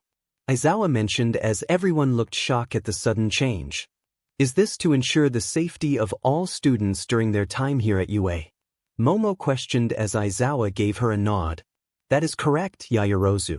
You all will be moving after the dormitories are built at UA grounds. Most likely after the sports festival. Make sure to notify your parents of the change and have them agree on this system. Now train for the remainder weeks before the sports festival and make sure not SCK at national television. Now that will be all. Aizawa finished as he slipped back into his sleeping bag. He knew that they were going to ask more questions but didn't want to entertain them since he was tired and lazy. The class were dumbfounded and decided to discuss amongst themselves. Soon, homeroom ended and the other classes started until it was now lunchtime. The Izu squad went back to their claimed seats as they sat down and ate together, while conversing with one another. Mina, Momo, and Jiro were talking about girl stuff. Shoto, Izuku, and Siro were talking with one another, and Katsuki was being bothered by Tetsu and Kirishima's useless discussions. On the other hand, there was a development with Kaminari and Hitoshi. Izuku noticed it first back at the Izumi incident when Kaminari called Hito, that Hitoshi didn't seem to mind at all. Hitoshi also started calling Kaminari by his first name and Izuku knew something was up. They were talking with one another, obviously flirting. Izuku then had a brilliant idea that he wanted to propose to his friends for the 2-week training they have for the sport festival. Hey guys, do you all have plans for training for the sports festival? Izuku asked them. I was planning to just train with my father and brother. Shoto said. I was planning on training by myself. Siro mentioned as the others had the same plan. Well, what if we go train with Umi? Izuku suggested with a wide bright smile on his face. What? 33rd POV, what? They all shouted at Izuku in unison. They were in disbelief that he would offer them to train with an actual freaking dragon. The same dragon that trained Izuku, Hitoshi, and Katsuki that are one of the best students in their class. But, do you not want to? Izuku said with sad puppy eyes that made them hard to say no. No, it's not like that, bro. It's just, are you sure that it's okay? Kaminari asked. Yeah, we don't want to accidentally make her angry and have her eat us or something, Mina said as she shuddered at the thought of angering a dragon. They all had the same thought as they all shuddered alongside her. What are you extras scared about? She ain't gonna bite. She's actually pretty cool and a good trainer, Katsuki mentioned as she slurped his extra spicy ramen. Yeah, Katsuki's right. I actually improved quite a lot under her guidance and teachings, Hitoshi added. They all looked at each other and they all looked like really wanted to take the offer, but were still a bit scared. Until Jiro spoke. I'm down. It's not like I have a clue on how to train by myself, so I'll take it, she said as she had a small smile on her face. I'll take it too. This is a once-in-a-lifetime opportunity to actually meet a real-life dragon. Mina squealed excitedly as she looked ecstatic. The others sighed and agreed to training with Izuku's dragon, and it made him extremely happy. He smiled widely and they all thought that he was acting like a puppy with a wagging tail that made him look cute. Then it settled. We will start today after school. We don't want to waste our time now, do we? Izuku said as they all nodded. They all ate their lunch and got back to their classroom. The Izuku squad were excited to finally meet Umi the dragon and train with her. School soon ended and they all gathered at the classroom before they headed out, but they were stopped when a group of students were outside of their classroom and were blocking their way. What's happening here? Uraraka said as she saw the sea of students outside their classroom. What business do you all have with Class 1A? Ida shouted at them while doing robot hands. Isn't it obvious? They're here to inspect the competition for the upcoming sports festival. Also the added fact that we were just attacked by villains last week, Katsuki pointed out as he made his way in front of the students outside. He's right. They're most likely checking us for the festival that will happen in 2 weeks' time, Izuku said as he made his way in front as well. Now move it, extras, Katsuki threatened as the whole class sweat dropped at his aggressiveness. How imprudent of you all. Such aggressive behavior not fitting for the hero course, a female voice said, and they both turned to see that it came from Izumi. Says the girl that got herself kicked out from the hero course on her first day of school.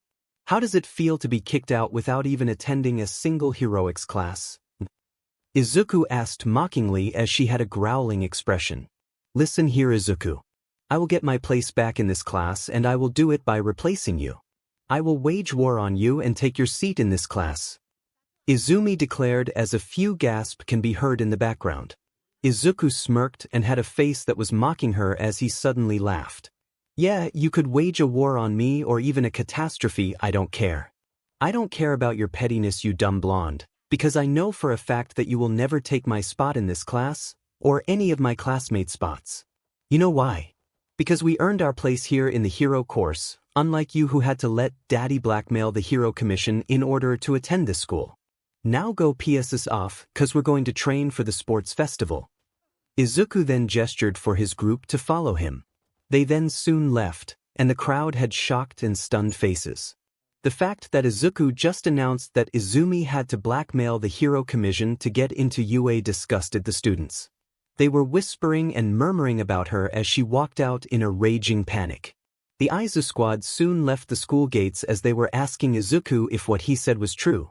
He nodded, and that made them feel even more furious towards Izumi.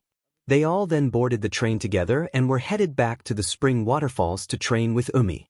They reached the spring waterfalls as they contacted their parents that they will come home late since they were going to train for the sports festival with their friends. They all then approached the waters as they all were wondering how they'll get to see the dragon. So, how do we get there? Momo asked. By doing this. Umi. Izuku shouted as the water started glowing a luminescent pink. The water's glow reflected throughout the forest as it shined brightly. They all then looked at the water and were shocked when they saw that a hole was starting to appear in the middle. They saw Izuku, Hitoshi, and Katsuki jump into the hole. Come on, guys, Izuku said as they all looked hesitant but jumped into the hole anyway. They all were screaming as they fell into the hole in the water. They felt like they were on an underwater stream that were pulling them in a fast pace. They all then popped out of another hole and were amazement when they saw Umi's spring waterfalls. "Dude, is this real life?" Shiro asked as he was looking around. "This place is so breathtaking," Momo commented. Soon, they saw something approaching them. It was Umi, slithering her way towards the group. They stare at her with awe as their mouths were open wide. Umi was also surprised to see that Izuku brought more mortals into her domain. "Umi!" Izuku screamed out as she hugged her tightly. "It has been far too long, child, since we have last met. I see you have brought more of your friends. To what can I assist with you all that you choose to enter my domain?" Umi asked as the Izuku squad stiffened, feeling a little bit frightened and nervous because of her presence. "I brought them here since I thought you could all help us train. We have a sports festival coming up and we all need to train really hard in order for us to be spot by pro heroes and to show them what we are capable of." Izuku explained as Umi nodded. "I don't see why not, I can't help. After all, I don't have much to do here, so I'll gladly help you all train," Umi said as the group let out a big smile and excited faces. "If you all wish to train, then I must first assess strengths. This is in order for me to know what you all need to improve. Who would like to go first?" Umi asked. They all looked hesitant before Shoto volunteered first. Umi then asked everyone else to step back as she was going to assess Shoto. Umi then summoned 5 water knights and attacked Shoto with them. Shoto quickly handled her water knights when he just froze them in place with his right side. She looked satisfied and decided to take it up a notch and summon Water Beast. He did the same thing again and froze them again. Umi then asked for the next person. Momo stepped in and Umi summoned a set of water knights to attack her. She created 2 bow staffs with a taser at the end and battled them. She used her skills as she gracefully defeated them by smacking and shocking them with her bow staff. She even summoned a shield to defend and defeated them all. This continued on as Umi assessed them all one by one. Mina dissolved the water knights with her acids and used her mobility to her advantage while incorporating her dancing skills to dodge their attacks. Shiro taped all of the water knights individually and trapped them in place and then swung them up and then down to the ground. Kirishima used his hardening to punch the water knights down into puddles and used his hardening to defend and block attacks. Tetsu had a similar battle and used his steel arms to attack the enemies while also defending himself. Jiro struggled a little but still managed as she got up close to her enemies while dodging their attacks and inserted her earphone jacks into them, sending a full-volume heartbeat vibrations that made them collapse back into water. It was now Kaminari's turn. He looked pretty confident as the water knights started to rush to him. He aimed his pointer fingers into the ground and shocked all of them with a high-voltage electricity. Umi looked impressed until she saw him short-circuit and go to his way mode. Jiro laughed a little as she saw his dumb face. But Umi didn't look pleased about this. Izuku approached Kaminari and used his healing to restore Kaminari's brain back to normal. Kaminari then thanked Izuku as Izuku assured him that it was no problem. Umi then approached the group and gave her thoughts about what she has observed. "I am impressed with all of your skills. All you need is to polish them and further refine them into greater heights, and I am sure that I am able to help you all with that," said to them in a sweet and inspiring tone. This made them all extremely happy as they all were recognized by a dragon. However, she had more to say that is going to shock everyone. "However, what is your name, child with the blonde hair and black lightning?" Umi asked as Kaminari pointed at himself and Umi nodded. "I'm Denki Kaminari, Ms. Umi," Kaminari said as he bowed out of respect and intimidation as he felt his heart pumping in an unnatural way as he was extremely nervous. "Denki Kaminari. Child, I'm going to say this to you and please don't spite me for what I'm about to say." Umi warned him as he gulped down the lump on his throat and nodded. She sighed as she told him her thoughts. "I believe that you should no longer pursue being a hero." "What?" 33rd POV. Umi. "Why would you say that?" Izuku asked as he had a face of disbelief. "Kaminari here is one of the most likely students to become a hero in our class. Didn't you see how he handled all of your water knights during your assessment? That is precisely why I advise him to no longer pursue being a hero. The way he handles things using his quirk for hero purposes can lead to his death." Umi said that shocked everyone as they widened their eyes and Kaminari cowering on Hitoshi's side. What do you mean that it could lead to my death? Kaminari asked as he could feel his heart almost about to jump out of his chest. By my observations, when you overuse your quirk it temporarily short-circuit your brain, correct? Kaminari then nodded as Umi sighed. If you keep on short-circuit your brain, then it will most likely cause you brain damage or even destroy some of, or even all of your brain cells that all, at some point will lead to your death. I predict you won't live past your 20s if this keeps on going. Everyone gasped at her prediction that Kaminari won't live to pass his 20s. This caused Kaminari to fall into tears as Hitoshi comforted him in his embrace. His tears drop into the water, making a few ripples as others look at him in sympathy and pity. Wait, isn't there a way for this to be all resolved? Every problem has its own solutions, right? Izuku asked, pleading for a way to help his friend. There is no solution that I can think of rather than limiting his quirk in order for him to not short-circuit. But limiting one's power can become a liability in a fight, hence that is not a favorable solution. So, Kaminari has to give up being a hero. Jiro asked with a sad expression. If he desperately wants to become a hero, then he may, but that decision will surely lead to him reducing the life that he has and he will be closer to death's door compared to you all. Umi said in a straightforward manner, not wanting to beat around the bush since this concerning a person's life. I do have another idea for this problem to be solved. Umi said that gathered everyone's attention. What is it? I'll do anything if it means that I won't die early and still get to be a hero. Kaminari said with a determined face as we wiped away the tears staining his cheeks.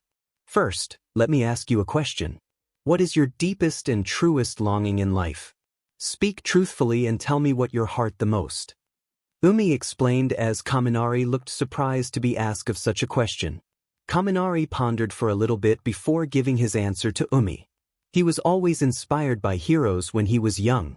A hero that he once saw when he was a child, helped save everyone and defeated villains. What he the most is that for him to become a hero. Since I was a kid, I always wanted to be a hero. Even if I'm not the smartest or the strongest, I still want to be a hero and I will do everything I can to become one. Kaminari declared as he made a fist with his arm and has the most determined face that anyone had ever seen before. His friends smiled at the background and felt the fiery determination he had. They all felt inspired by his resolve as Umi looked satisfied with his answer as well. She gave him a proud smile. What determination! I am quite pleased with your answer, Denki Kaminari. What I am about to offer to you as a way to solve your problem is called a wish orb. Umi said as she turned serious all of a sudden. A wish orb? Like what you gave Izuku to give his powers? Kaminari questioned as Umi nodded. You are correct, child, this is what gave Izuku his powers. The wish orb grants the person what he wishes and grants them, if they are worthy to be granted. Not only is it called the wish orb, but also the orb of judgment. If the orb deems that what you wish for as selfish and greedy, then it will destroy your body and soul. They all gasped at the part where Kaminari could possibly die. They all looked at him on what he was going to reply as he too had a shocked face. Kaminari started thinking and weighing the odds as well as the pros and cons. He looked deep in thought. I am not forcing you, child. This is a matter of life and death. Granting a wish come in a great price, so I understand if you would want to think about it more and she was suddenly cut off by Kaminari when he gave her an answer. I'll do it. I'll take the chance. Kaminari stated as everyone gasped. Dude, you can't just decide these stuff on a whim. It's about you life, dude. Siro said out of concern. Yes, Siro is right. You don't need to rush to give an answer. If you take the orb then you could possibly die. Jiro followed up having the same concern as well. We are not sure if the orb will actually grant you your wish or just kill you straight up. Mina said to him. Denki, are you really sure about this? You could die and you know that Hitoshi was cut off in his rambling when Kaminari covered his mouth with his hand. I'm sure about this, Hito. I really would like to become a hero.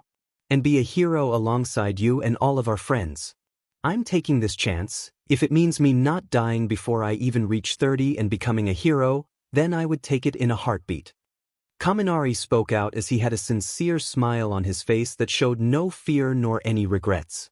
Hitoshi only sighed before smiling back to him.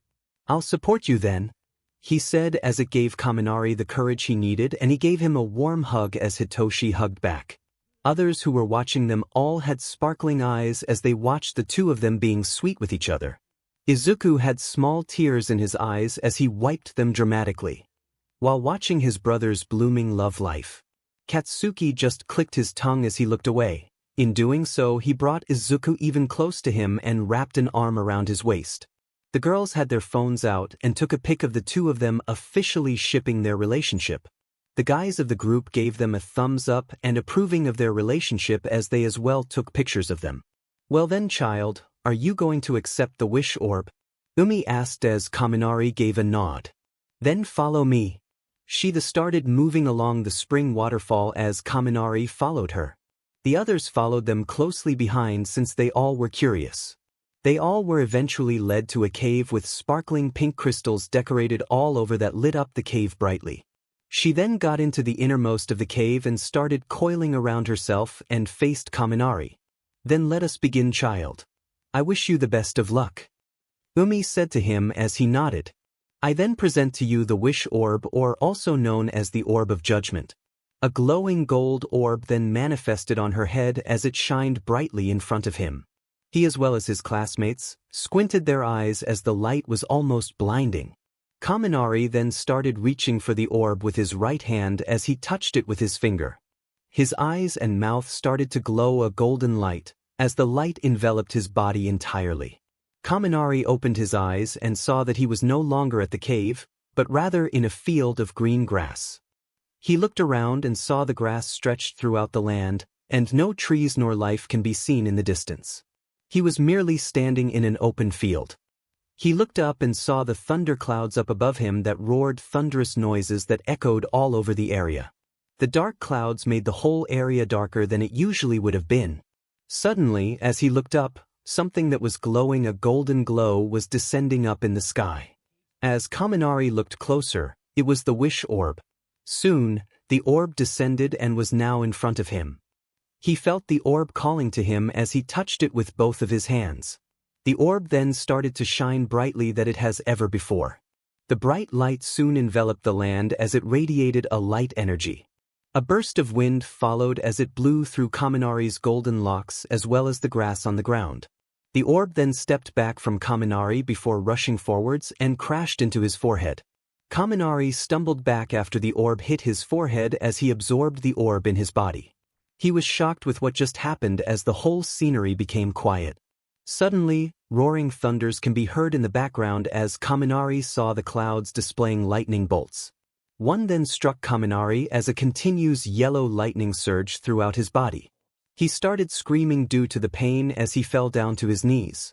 The lightning continued until it stopped and Kaminari tried to catch his breath, but his eyes soon closed as he fell unconscious. When he opened his eyes, he first saw Hitoshi's face extremely worried.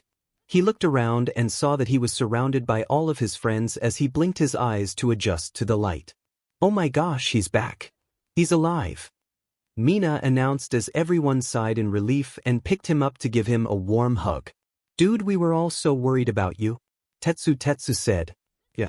You started glowing and stuff and you fell down and you looked like you were dead," Kirishima said as he hugged him tightly. "It was indeed worrisome," Shoto commented. "I'm glad that you okay, Denki. I thought you were a Ghana," Hitoshi said as he wrapped his arms around him tightly. "I'm fine, Hito. You need to let me breathe." Kaminari cut out as he was being crushed by Hitoshi's hug. He then gave him a sorry and let him go. "It looks like the orb has judged you as worthy of being granted of your wish. Now the question is, what has changed?" Umi said as Kaminari looked at his hands. "Why don't we test it out?" Izuku suggested as they nodded and made their way out of Umi's cave. "Now, your previous quirk only allowed you to emit your electricity to surround yourself, and that made you unable to control it. Let's see what has changed," Momo said as Kaminari nodded. Kaminari then stepped forward and into an open section of the spring waterfall. He then took a deep breath as he used his power. He first felt the surge of electricity that was spreading throughout his body. The squad saw that sparks of electricity were sparking all over his body.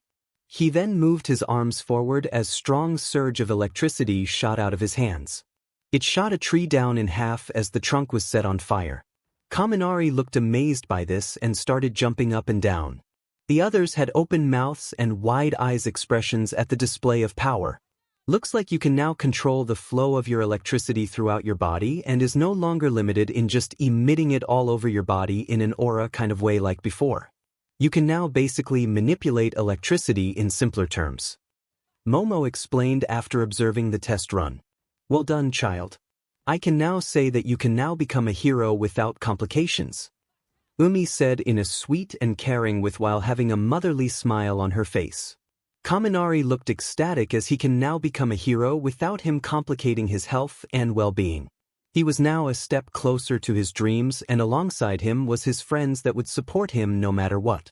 They would become heroes together, and in order for them to become one, they must first surpass the hurdle, which is the sports festival event.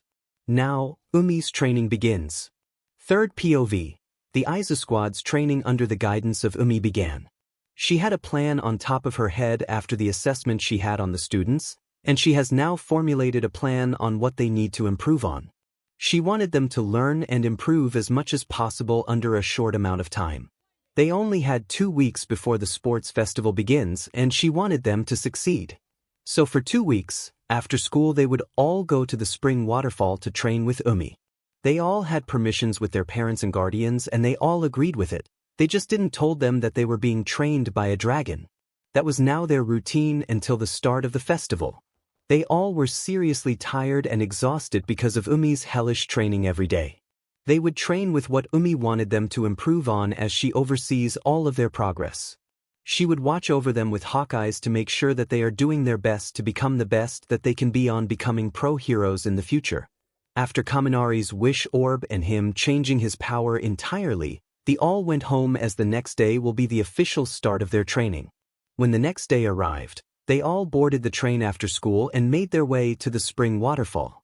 Izuku opened the portal to Umi's domain where she was already waiting for them.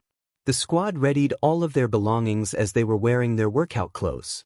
They also brought extra clothes to change in and a swimsuit since that is what Izuku advised them to bring. Now Umi's training officially began.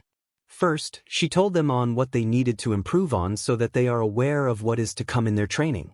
Shoto, in Umi's opinion, was already powerful and strong with his ability to control both his ice and fire efficiently. She wanted him to improve on getting a much more extreme temperature when using his fire and for his ice to reach an even more freezing temperatures. She also wanted him to improve his hand-to-hand combat abilities. Momo was very intelligent and highly analytical and observant on what Umi can discern from her test. Her ability to create any non-living items is very powerful and useful quirk in Umi's opinion. Umi wants her to improve on the speed rate of her creation time since she can't waste time when in battle. She also wanted her to learn other weapons other than her bow staff, so that she won't be limited to only one weapon when she has the ability to create any weapon she wants. This would also include on improving her combat abilities. Umi was very fond with Mina's bright personality because she can easily raise the morale of her teammates when things get rough. For Mina, her training includes improving her quirk in general. Umi wanted her to improve the solubility and viscosity of her quirk to its full potential. She also learned of her amazing dancing skills and suggested incorporating it in her fighting style. With Zero, he had a very good quirk for support in combat. His tapes are very useful in creating traps and for mobility. His quirks works best in capturing enemies and whatnot in what Umi can observe about the nature of his quirk. She wanted him to strengthen his tapes in order for them to not easily break, as well as improving his tape's length in order to reach greater distance. Umi also wanted him to use his quirk to incorporate it in his fighting style just like with Mina's dancing. Kirishima and Tetsu both had similar quirks in what Umi can observe. They only had small difference between them, but nonetheless similar quirks. Umi wanted Kirishima to further enhance his hardening quirk by having him spar with Tetsu. This will also improve Tetsu's steel quirk so that they will become durable and even more resistant. They both would also need to improve their hand-to-hand combat since their quirks are for close-range battles. Jiro had a quirk fitting for scouting enemies and their movements because she could hear micro sounds that a normal human being wouldn't hear, with the use of her head-a-hone jack earlobes. Umi wanted her to improve her hearing ability and to be able to pick up even the slightest sounds in a large covering area. She also wanted her to improve her sound attacks and improve her hand-to-hand combat abilities since she can't always rely on her quirk. And lastly, Kaminari. Kaminari needed to learn his power from scratch since the whole nature of his quirk changed because of the wish orb. With the help of Umi, Momo, and Izuku, because they're the most intelligent out of all of them, he learned that he can now manipulate the electricity stored in his body. He no longer risked the chance of him electrocuting his own allies like before because his quirk no longer limits him from freely manipulating the electricity inside him. He describes his quirk as the same powers of Pikachu in the anime that he is obsessed with that showed during the pre-quirk era, Pokemon. His drawbacks have now changed and he no longer fries his brain when he overuses his quirk. Instead, he now gets temporary paralysis when his power is overused. To him, it was better than having his brain fried and have him the possibility of dying before he even reaches his 30s. So Umi wants him to learn how to control the voltage of his electricity so that it won't go haywire and have him lose control. He also needs to learn how to properly aim his attacks and not accidentally hit his allies. He also needs to improve his combat abilities. Izuku, Hitoshi, and Katsuki all had the same training that they had during their 10 months training with Umi. But this time, it was now 10 times harder than it was before. Their training began and after the first day, they all collapsed on the ground while like dogs. They did what she had told them to work on and she made sure that they all were doing it right. Umi also wanted them to improve their upper and lower bodies and that is where they used their swimsuits. They all had to swim 30 laps on a very long pool to improve the said upper and lower bodies. This also increased their stamina, speed, and endurance. And before they all leave, Umi will have them fight her water knights to see some improvements. She already have guessed that there won't be much improvement on the first day, but she just wanted to see where their skills are at now. Because of this training, they all looked visibly tired and exhausted when they all come to school. They all were so tired, to the point that they would accidentally sleep in class. This was all noticed by the class as they saw their tired looks and eye bags. They all asked them why they all were tired and they shrugged it off and told them that they were just training. During their 2 weeks, have seen them all improve greatly. Shoto's flames have reached hotter temperatures and his ice were freezing to the point where it can cause people to be trapped by them to have hypothermia. He also learned how to use both quirks at the same time, but still hasn't completely it. His hand-to-hand combat has also improved. Momo has learned many new weapons and has now a vast knowledge on how to use them. She has taken a liking on using spears since they were practically the same with the bow staff. She learned how to wield the speak properly under the guidance of Umi, of course. She has also learned how to create objects while in battle when she would spar with Umi's water knights. Siro has utilized his quirk by using them to place traps and learned to wrap his tapes around enemies to immobilize them. His tape strength have improved since they are much more durable and are harder to remove. He also learned how to use his tails in combat when Kaminari told him to watch a Spider-Man movie since his and Spider-Man's powers were the same. Because of that, he has learned to use his tapes just like Spider-Man's webs. Kirishima's hardening vastly improved with Tetsu hitting him over and over again to make his hardening even more durable. Tetsu's steel also have improved as it was much more durable than it was before. They also have improved their fighting abilities and combat strengths with the number of spars that they both had during their 2-week training. Jiro's hearing has vastly improved as well. She could hear even the tiniest drop of water as her hearing became exceptional to catch even the smallest of sounds in a large area. Her sound attacks also became even stronger as she would bring a speaker with her so that she could plug in her earphone jacks. Her sounds became louder and violent, to the point where your ears would bleed if you listened too much.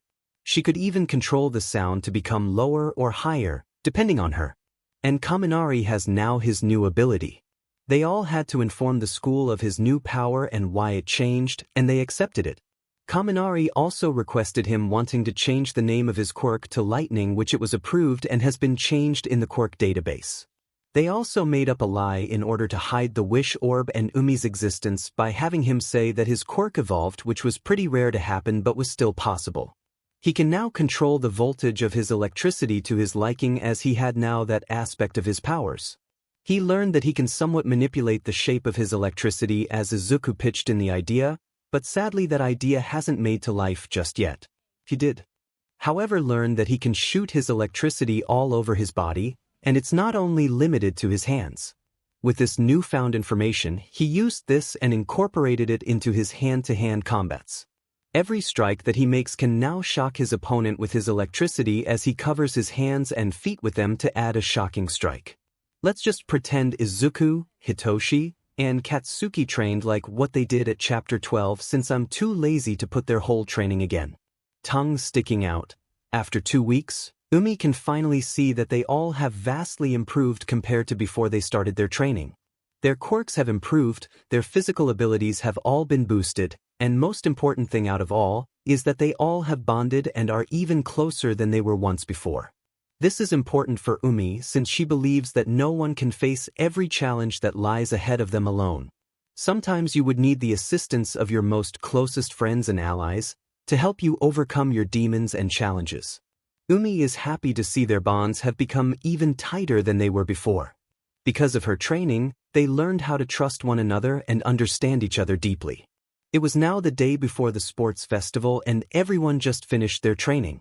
All of them looked worn out, but they all got used to their exhaustion after training. You could see that they all have improved with the confidence they have on their faces and sheer determination radiating off of each one of them. Congratulations, children. You all have survived and conquered my training regiment. From what I have seen and observed, you all have now the capabilities to reach the top of the festival in 2 days' time. I am proud to say that all of you all are my students. Umi praised them as she gave them a noble bow. They all suddenly felt embarrassed with her sudden compliments, as they blushed slightly. No. We should be the ones to say that we're happy to be able to be trained by you, Umi. Izuku said as she rubbed her scales and gave her a warm smile. Yes, we all should be thanking you. We would not have reached this kind of level of strength if not for your guidance and your wisdom. Momo said to her while giving a gentle smile. We have reached an even greater understanding with our quirks and capabilities. For that we thank you. Shoto spoke out as he bowed before her. Everyone soon followed except for Katsuki. He gave a frown and clicked his teeth before turning away. Hitoshi then smacked his head really hard and pushed him down and forced him to bow in front of Umi as Katsuki struggled to get back up. Others laughed at his antics as Izuku gave him a giggle that made him blush slightly. I thank you all for your compliments and flattery. I wish you all the best of luck on the upcoming festival, and be sure to give it your all. She told then as they were inspired by her words. But out-training is not over yet, children. Umi said menacingly and made them all feel intimidated as her icy blue eyes flashed before them. What do you mean, you dragon? You said we could go home after training. We're done now and we're going to rest tomorrow. What do you mean that training's not done yet? Katsuki said, demanding for an answer as he growled in annoyance at her. Well, child, in the end we need to see if you all really indeed improved or if it was all just a waste of time. Umi said as they all stiffened up and felt a little bit scared because of her words. It's time for an exam. Third POV. Everyone looked surprised at what Umi just said to them. They were not informed of any type of exam at all and were confused to why there was one. Exam? What do you mean exam, Umi? Izuku asked the dragon as the others wondered the same thing as well. This is an exam to see what you all have learned during your training with me. Have you all brought your hero costumed like I asked you all to bring? Umi asked as they all nodded. It took a lot of convincing, but we managed to bring them with us. We just had to promise not to wear them in public. Momo said as they all took out their hero costume cases out of their bags. Good, now change into them and meet me at my cave. There, we will start your exam. Umi then slithered away from them. The teens all looked at each other confused and scared for Umi's exam. They all have experienced her grueling training and they can't imagine the test she has in store for them. They all quickly changed into their hero costumes as they made their way to Umi's cave.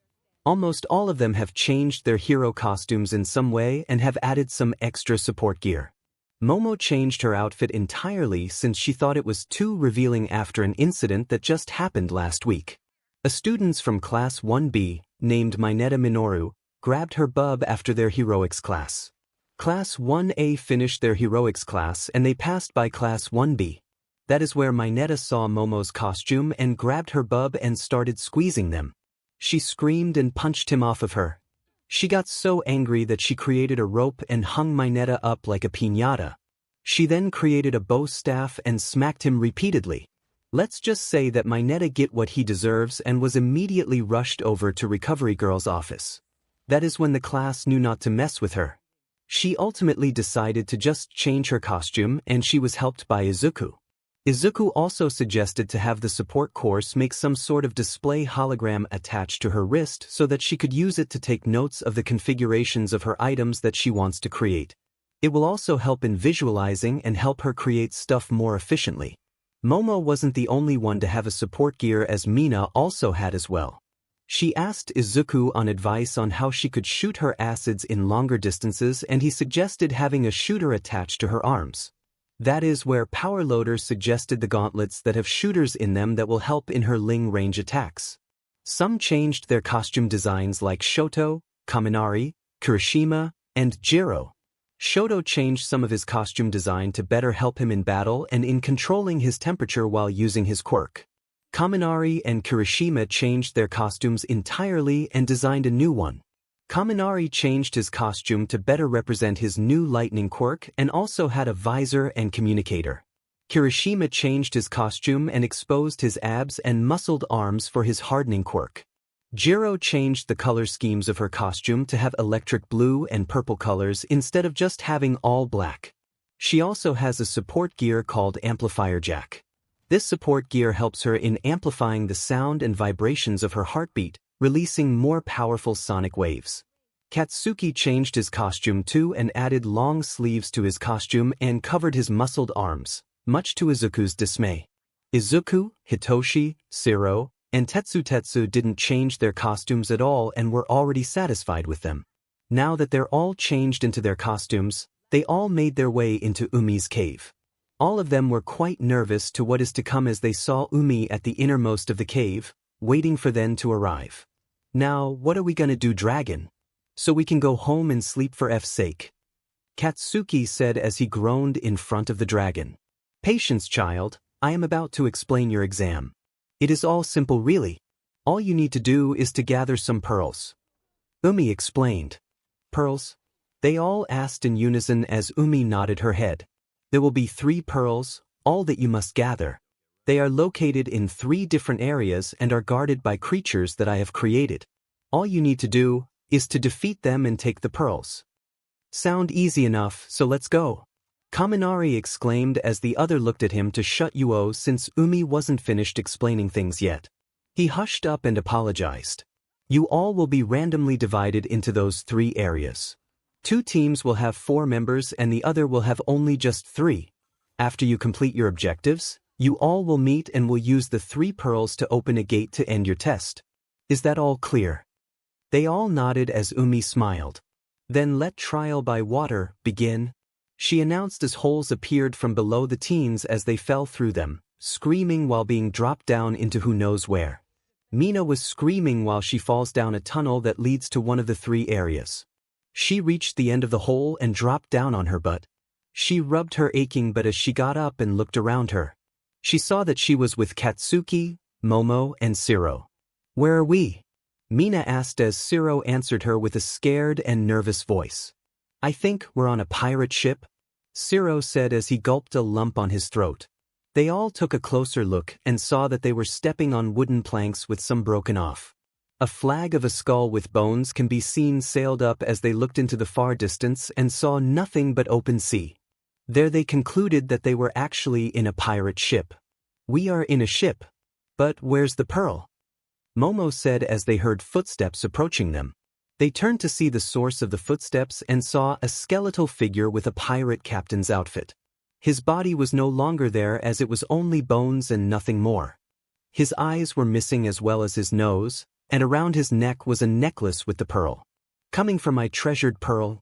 Well, you will have to get it of my neck before I let you all walk the plank and swim with the sharks. The pirate captain stated as a group of skeletons in pirate outfits, holding guns and swords surrounded the teens. Dang dragon, Katsuki mumbled out. On the other side, Hitoshi was dropped down into the other area of Umi's exam. He dropped down on his 2 feet and looked around and saw that he was stranded in an island. He then looked up and saw Jiro, Tetsu, and Kirishima dropped down at the same time in the sky. That hurts. Tetsu commented as he get himself up. Where are we? Are we in an island? Jiro yelled out loud as she realized where they were. Seems like it. Now let's find that stupid pearl and get out of here. Hitoshi said as they all nodded. But where is the pearl? Jiro asked as Kirishima called out for them in the distance. Brothers, I found a cave. Kirishima yelled as they made their way to him. They approached Kirishima and saw the cave that he pointed at. It looked extremely dark, and from the outside, it looked like the cave was going deep underground and into water. Now let's get in there and find that DMN pearl and get out of here. I want to go home and sleep. Hitoshi grumbled as he made his way down into the cave. The rest followed behind him nervously as they dipped into the water. Surprisingly, they were breathing normally and can even talk underwater. They thought that it must be Umi's doings. They were swimming in the dark cave as Hitoshi was taking the lead, but it seems like they're not alone.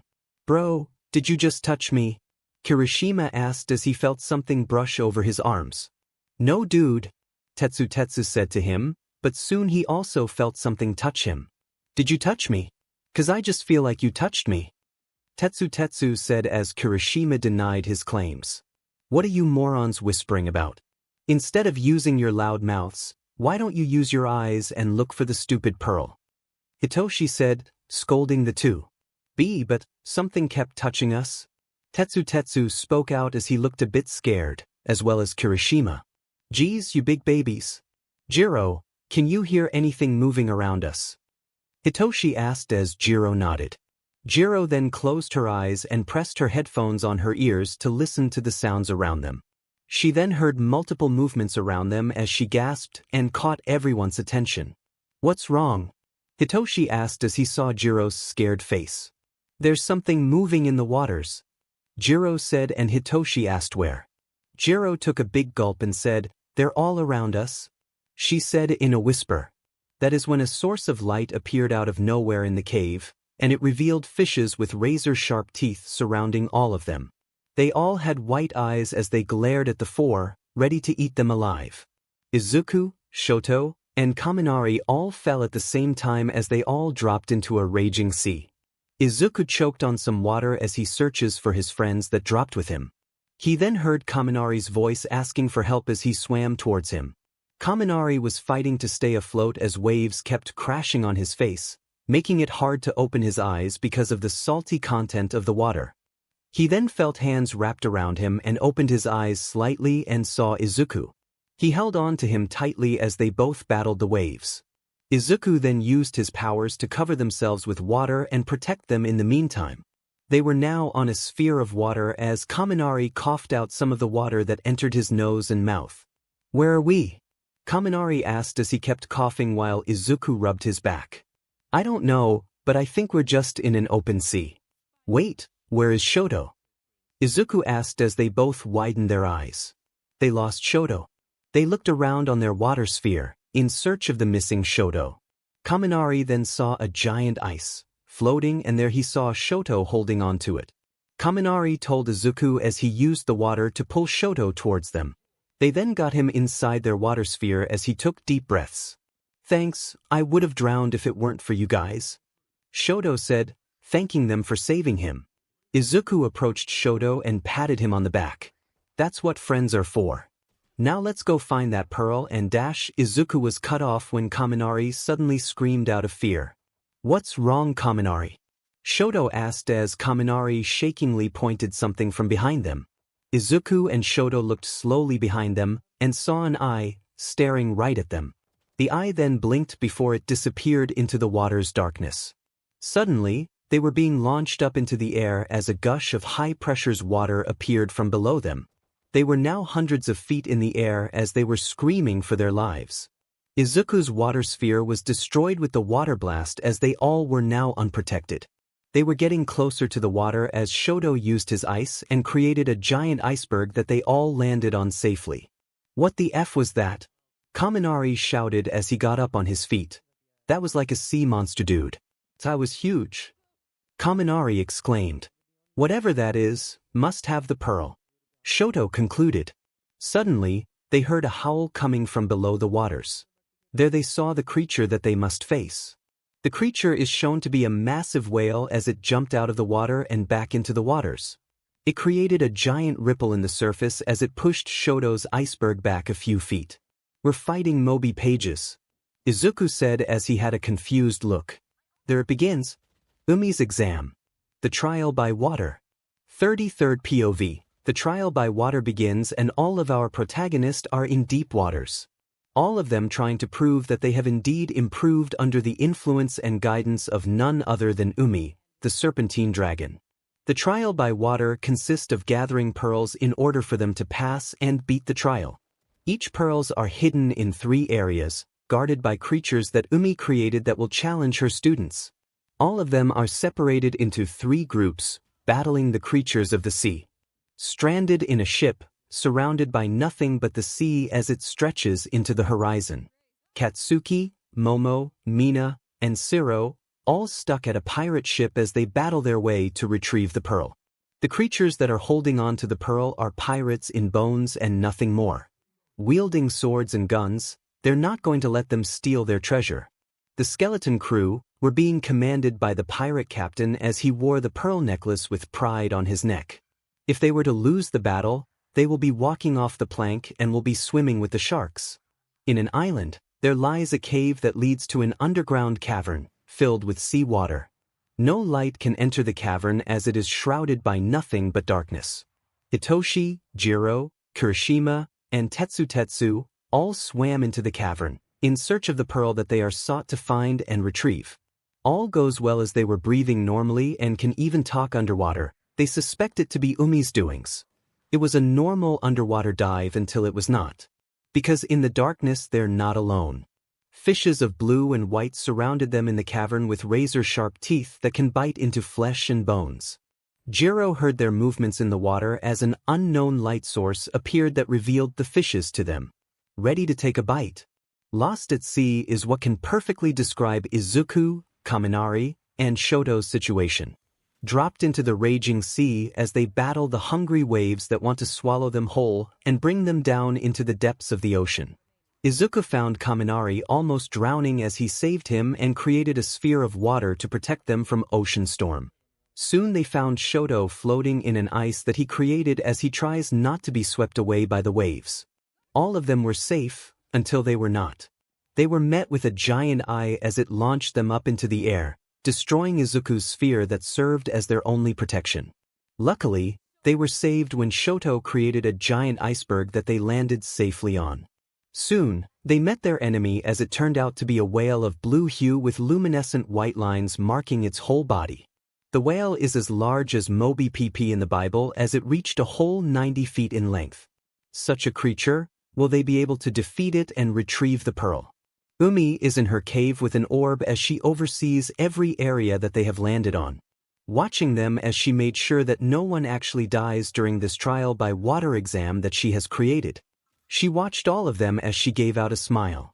"Show me what you all can do, young heroes in training," Umi said as she had high hopes for all of them. Katsuki, Momo, Mina, and Siro were all surrounded by skeleton pirates with guns and swords. Momo looked around and saw no escape as they were nowhere near prepared to fight yet, and they were outnumbered greatly. Momo then looked below them and had an idea to escape. "Everyone, come closer to each other," Momo whispered as they all moved towards each other, following her instructions. "Mina, melt the wooden planks around us so that we'll fall down to the bottom floor of the ship," she whispered into Mina's ear as she nodded.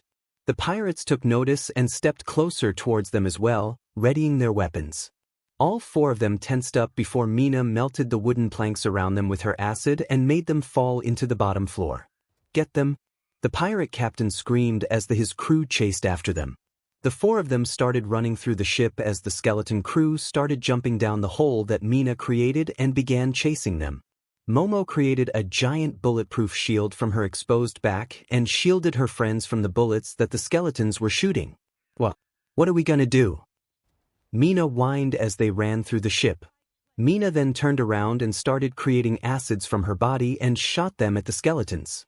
Some dodges them, but for those who were unlucky, their whole body started dissolving into the acid.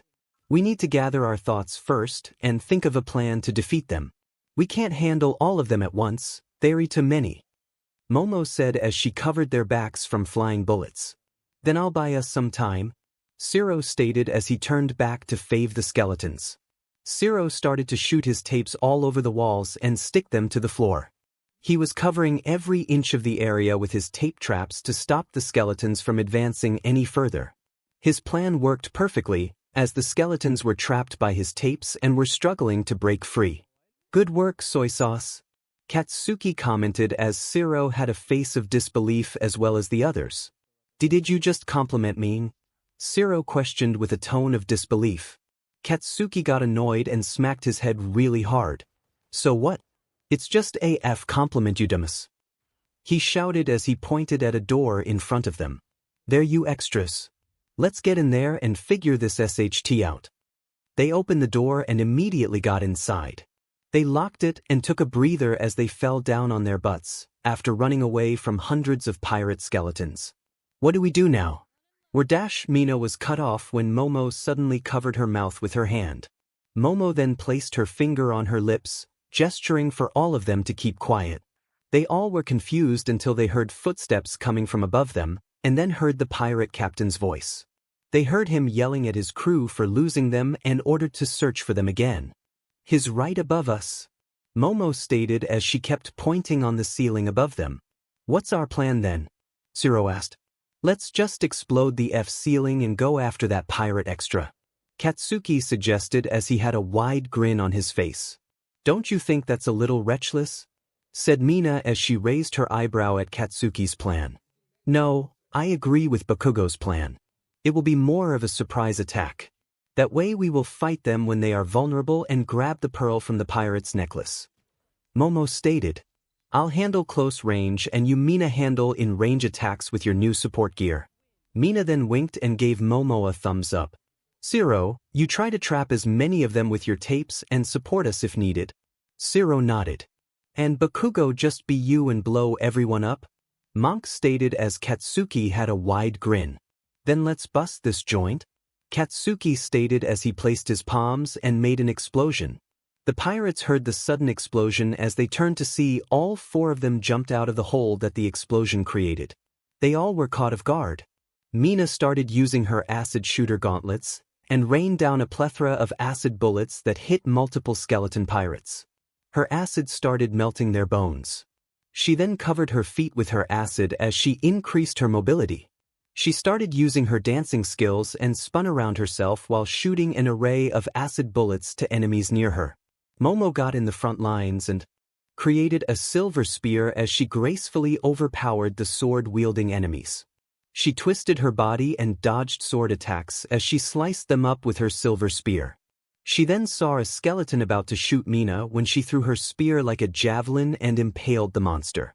She then used her 3D hologram display and searched for the design and structure of a handgun that she took notes of. She then created two as she was dual-wielding them and shot the skeleton pirates in the head. As she was rolling over the ground in style, Zero taped multiple skeletons together, trapping them as he pulled his tape and started swinging them all over the place.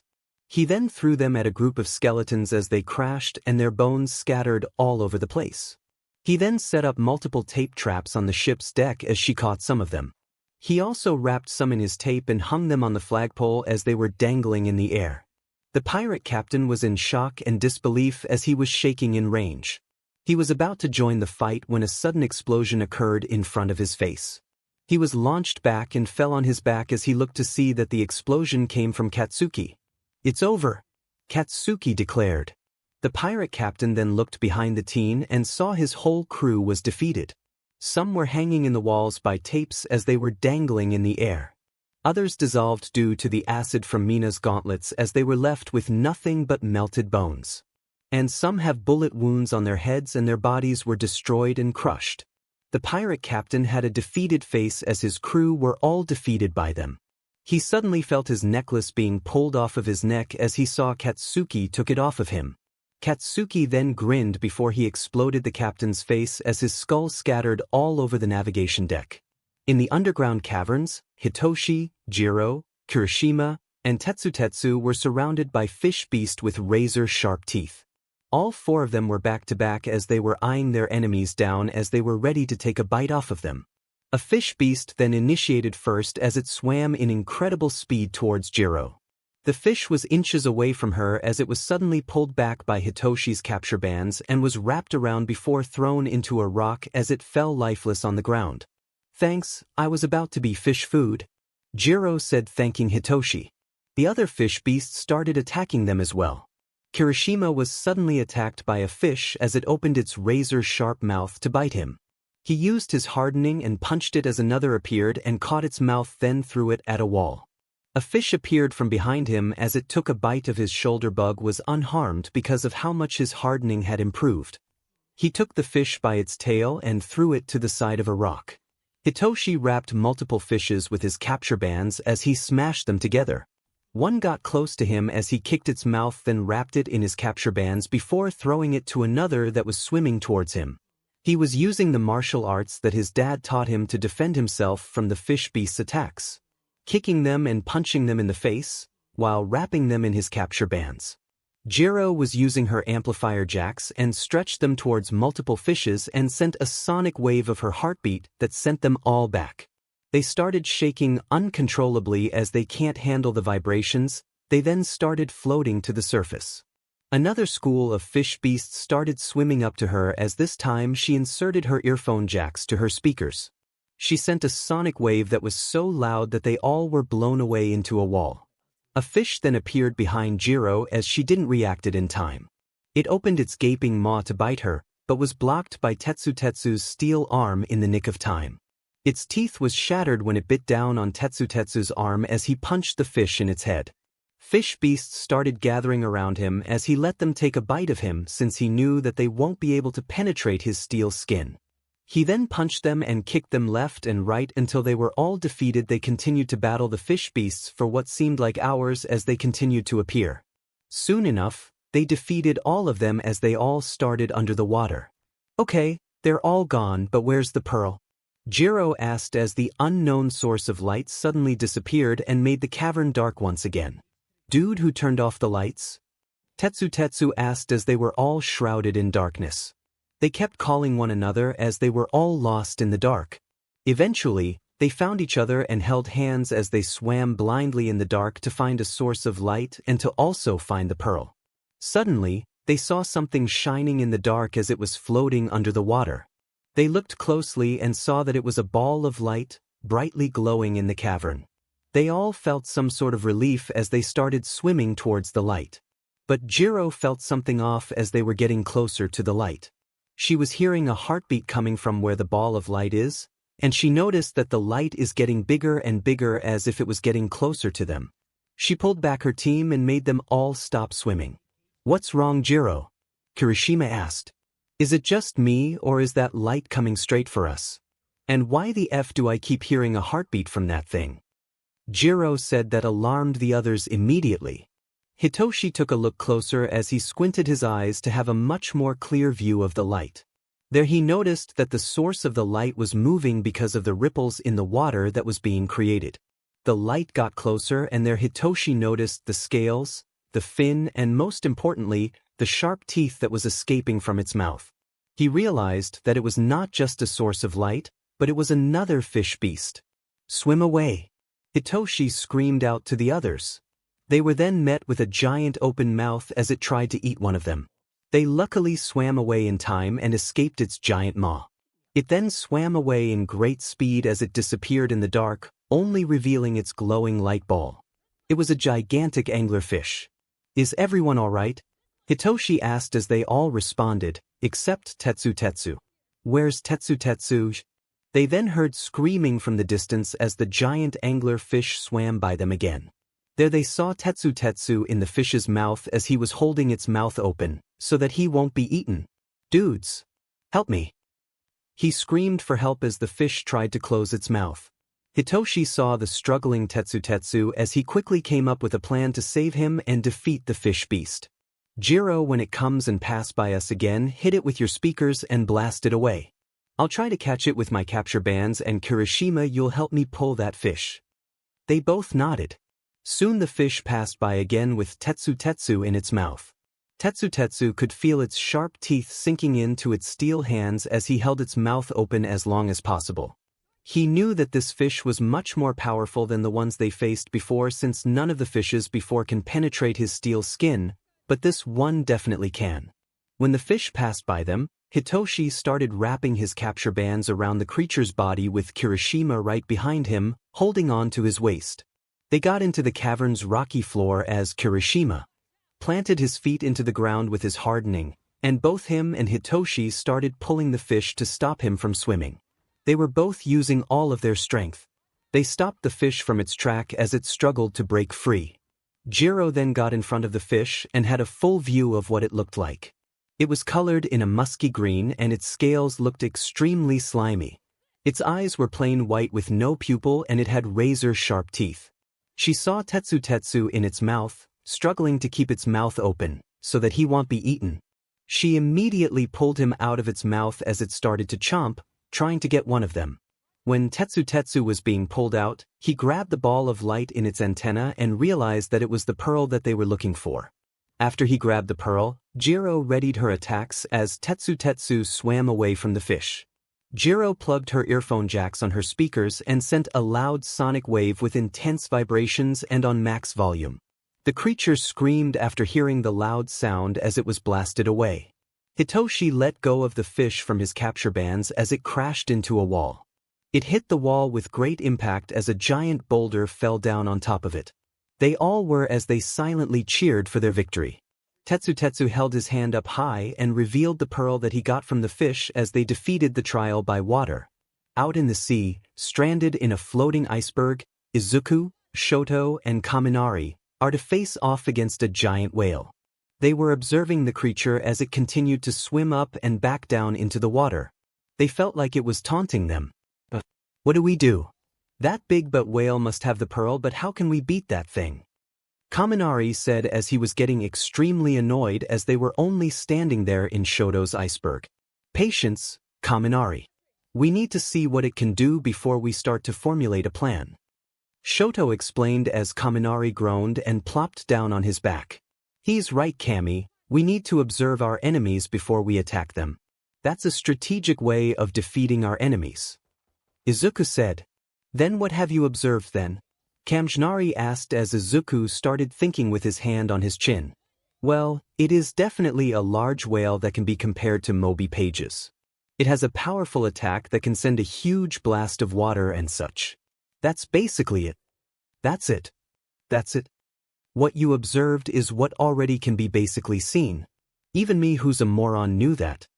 Well, then maybe you should do it then. You seem so smart now, so why don't you observe for us then? Since you know everything. Are you arguing with me right now while also mocking me? Seriously. I don't know. I thought you know everything, so you would already know that yes, I am arguing and mocking you. The two then started butting their heads together as they were gritting their teeth. Shoto, on the other hand, sighed and pinched the bridge of his nose as he was getting annoyed by the two of them not helping. He looked out into the sea and saw that the whale was floating at the surface of the water. He was confused to what it was doing, until he suddenly saw his blowhole glowing a blue glow.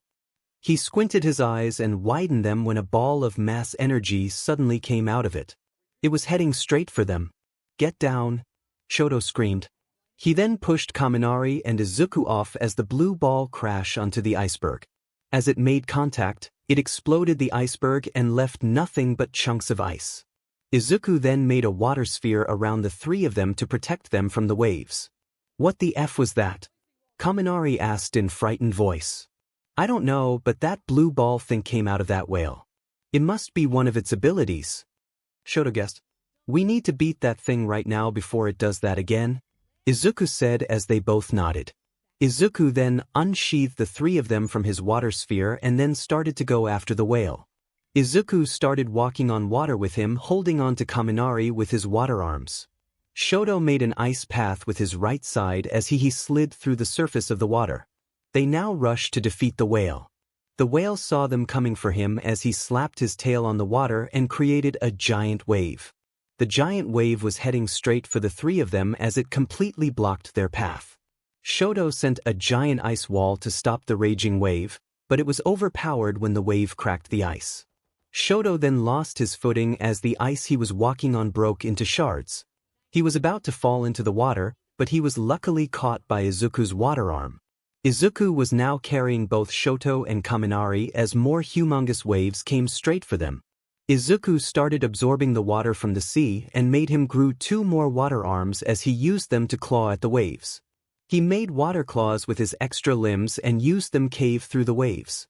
But suddenly, a giant blue ball landed on top of them as it exploded, separating the three of them in the water. Shoto and Kaminari clawed their way up to stay afloat as the waves were crashing on their faces, making it hard to breathe. All hope seems lost until it was not. They both saw a dragon erupt from the ocean surface as it roared up in the sky. The dragon made entirely out of water, it was Izuku. Izuku, in his dragon form, searched for his friends that were drifting at sea.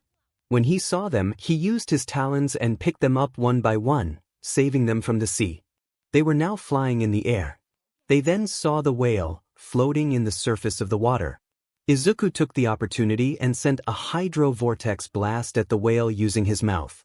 It shot the whale cleanly as it howled in pain. Kaminari and Shoto soon followed Izuku's attacks, with Kaminari using his new power and sent a huge voltage of electricity in the water, shocking the creature with the electricity. Shoto sent a high-temperature flame with his left side that burned the whale's skin. It screamed once again before retreating into the depths of the water. Izuku, Shoto, and Kaminari flew around the sea, in search of the whale. While searching, Izuku was suddenly hit by a blue ball as it exploded on him. This made Izuku struggle to continue to fly as it hit one of his wings. Izuku, let's stay down for a while, you're hurt. Kaminari yelled out as they descended back into the water. Shoto created another huge iceberg as they landed safely on top of it. Izuku transformed back into his human form as he bad a big burn on the right side of arm. His friends looked concerned, but he told them he was okay as he took some water from his gourd, that somehow wasn't destroyed yet, and took out some water and fully healed his right arm. So what now? I don't have any ideas to beat this thing, Shoto said. Kaminari raised his hand as he had an idea. Because neither Izuku or Shoto had a plan, they listened to his. He started telling them about his plan and they all thought that it was weird and a huge gamble. But since they don't have a better one, they went with his. Izuku dove then into the waters and transformed into his dragon form. He started swimming the waters in search of the whale. When he found it, he immediately swam towards it as the whale was running away from him. They played a game of cat and mice until Izuku finally caught up with it. He then used all of his strength and placed the whale up on its shoulder and started swimming up into the surface, carrying the creature. The whale slapped him with its tail to let it go, but he endured the pain for the plan to become successful. When he reached up the surface, he threw him high up into the air. Shoto and Kaminari saw them and readied to attack. Izuku launched a hydro vortex blast at the whale, as Kaminari sent 1,000,000 volts lightning, and Shoto sent hellfire flames. The attacks crashed on the whale as all three mixed together. Their attacks mixing with one another created a huge explosion, as the whale was caught in the center. When the explosion subsided, they saw the whale fall and then stayed afloat on its back as it was now defeated. Kaminari and Shoto made a fist bump and cheered as they were standing on the iceberg together. Izuku, on the other hand, was a bit extra, and decided to climb on top of the whale and roared triumphantly as they defeated the whale. Izuku then opened the whale's mouth and saw the pearl hidden inside. He took it out and showed it to his friends. Back in Umi's cave, there she was observing all of them. She saw that they all defeated their trials successfully, and they proved to her that they have indeed improved and that they're stronger than they were before. You all have survived, heroes in training. As from what I can see, as long as you have each other and continue on supporting one another, nothing will stand in your way. She said to herself as a gentle smile made its way on her face. Having a sense of pride as he saw that her students have indeed sprouted into trees that even withstand the harshest calamities that the world has to offer. The trial by water has ended. You all have passed. Third POV. Since we last saw our protagonists, they were undergoing the trial by water exam that Umi had created for them. It is an exam for the protagonists, to prove that they have indeed improved during their training with Umi. They had to fight a pirate captain and his skeleton crew, survive enormous fish beast with razor-sharp teeth, and defeat a whale that can summon storms and massive waves. They all passed and have proven to Umi that they have improved greatly. By the time that they had managed to retrieve the pearls, the exam ended and a door appeared out of nowhere. The door was colored with a blue and white hue. It had doorknob and a hole where the keyhole should be. They placed the pearl in the hole of the doorknob and it opened, revealing Umi's cave where she was waiting for them. It came to a surprise that they had defeated their challenges all at the same time, since they all entered Umi's cave all together. All of them looked extremely exhausted and were like dogs. Some of them had their costumes torn and ripped, while some had scratches, bruises, and a lot of injury. Umi congratulated them all with a warm smile and told them that they did a wonderful job, to which they groaned in response. Umi then told them to go home and to rest since they all had a long day, not to mention that the sports festival was near. She opened a portal leading to their way back home. Umi bid them all a farewell while they just waved tiredly and went through the portal. No one spoke to one another when they got back, they just quietly walked the pathway out of the forest. They bid each other goodbye as they got to the station. When Izuku and Hitoshi got back home, their two dads were extremely worried since it was almost 7 in the evening. When the couple heard the sound of the front door opening, they rushed to their kids to scolded them for being late. When they saw their kids, they had shocked faces. They both looked extremely tired, even more so for Hitoshi since his eye bags became darker than they usually were. Hisashi and Shoyuta ran to them and gave them hugs when they closed the front door. What happened? Why do you all look like you fought monsters? And why are you wearing your costumes? And what happened to your costumes? Hisashi asked in lightning speed, accidentally using his quirk as Shoyuta covered his mouth and erased his quirk. Explain what happened, problem children. Shoyuta said as he was glaring at them in an intimidating manner. We had to do Umi's exam. It was so that to prove to her if we really did improved after the 2 weeks training with her. Izuku in a slow and tired voice. They then explained to them what they had to go through from battling sea creature to gathering pearls. They explained that Umi was the one that told them to bring their costumes just for the exam. Hisashi and Shoyuta nodded in understanding and felt extremely bad and at the same time proud of them. Luckily, Hisashi made katsudon for dinner and Izuku was extremely happy after a very tiring day. Both Aizawas ate their meals like it was the last thing they'll eat on Earth as their foods disappeared in a manner in minutes. They both had satisfied stomachs in the end. After that, they went to sleep in an instant after laying down on their beds. The next day, the day before the sports festival, they all were still extremely tired. All of the Aiza squad got to school and looked sleep-deprived as they sat down on their seats in their classroom. Class 1A took note of this and asked them why they looked so tired, to which they shrugged it off as training. When class started, most of them fell asleep as they can't help but close their eyes during class.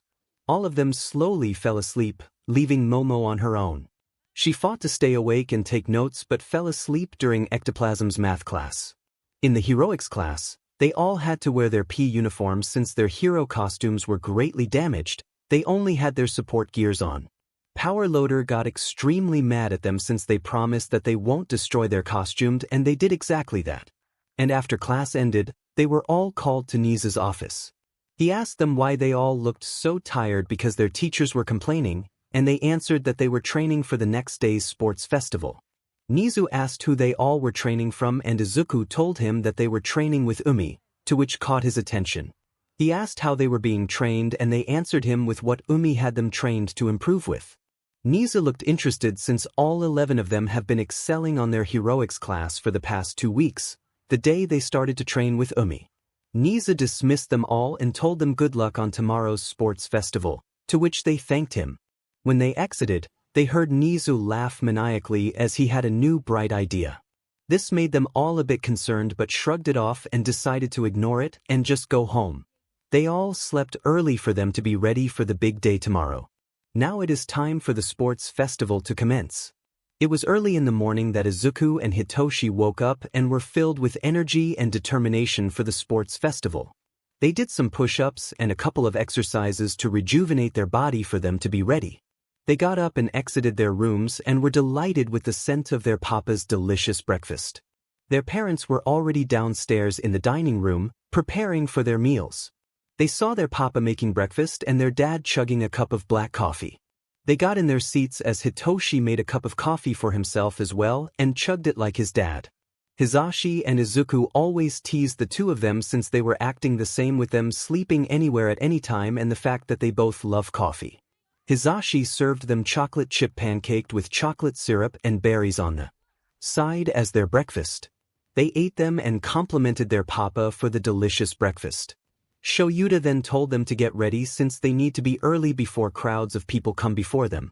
It was a given that 𝐒𝐮𝐴 didn't like people, much a crowd because they're loud and annoying in his opinion. The two got ready and headed out of their house and into their car where their parents were already waiting for them. They then drove to UA and saw that a crowd was already forming and they immediately parked and head inside to avoid the media. Because of the recent attack that took place at USJ 3 weeks ago, a lot of people criticized UA for still holding the sports festival.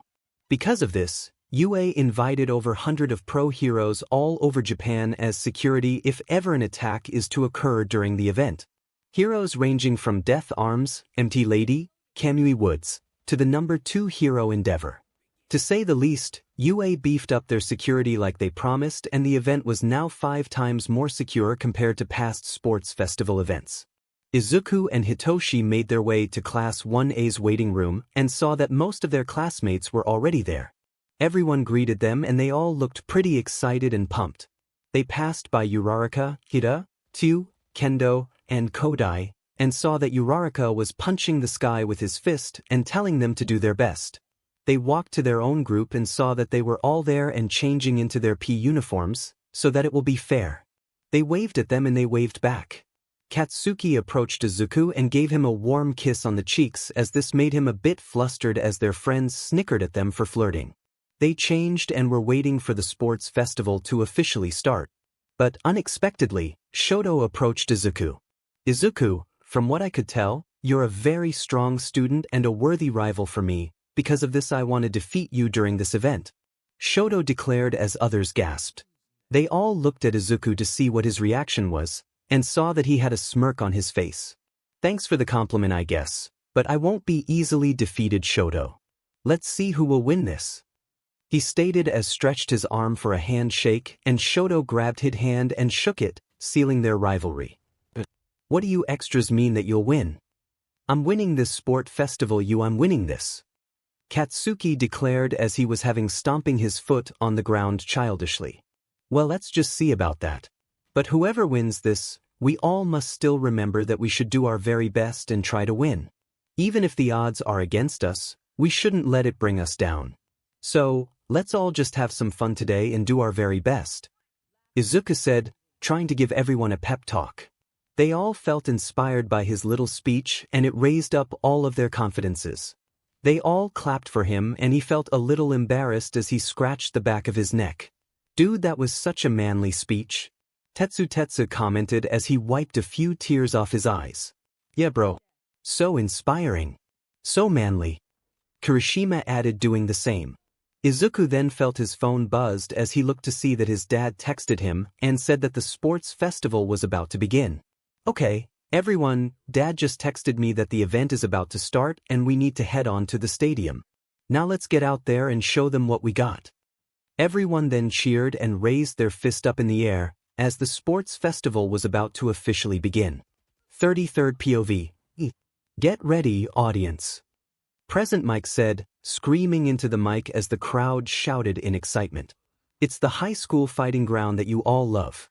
Everybody, the UA Sports Festival is about to begin. He screamed as the crowd roared in cheers. Many citizens and heroes came to watch the long-awaited sports festival event that is broadcasted all over Japan. But not only Japan, but also the whole world, as many come to watch this glorious event. Many heroes came for the heightened security that UA imposed on after the recent attack that took place on USJ 3 weeks ago. While many came for this reason, there is also another, as this is a chance for pros to scout students to their agencies.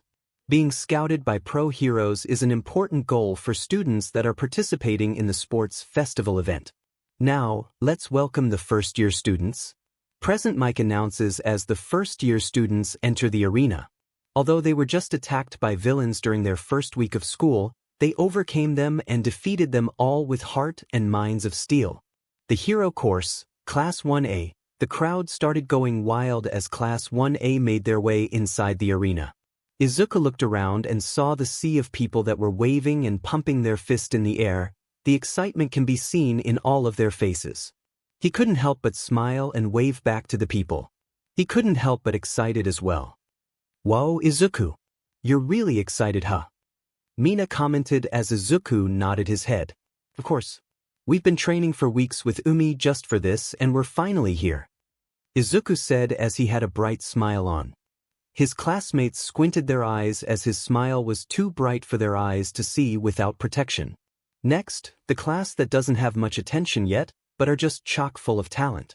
Let's give it up for Hero Course, Class 1B. Present Mic announces as the class made their way into the arena. And next are the General Course, Class C, D.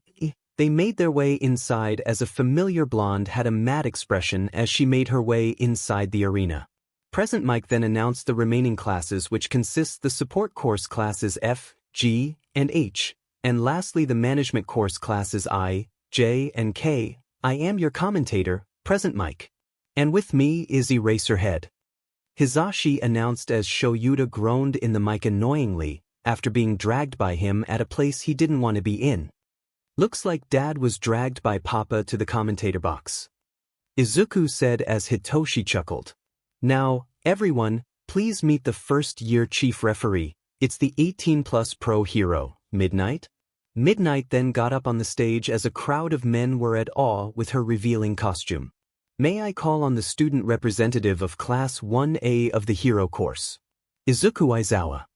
Midnight shouted as everyone looked at Izuku, who had a confused face.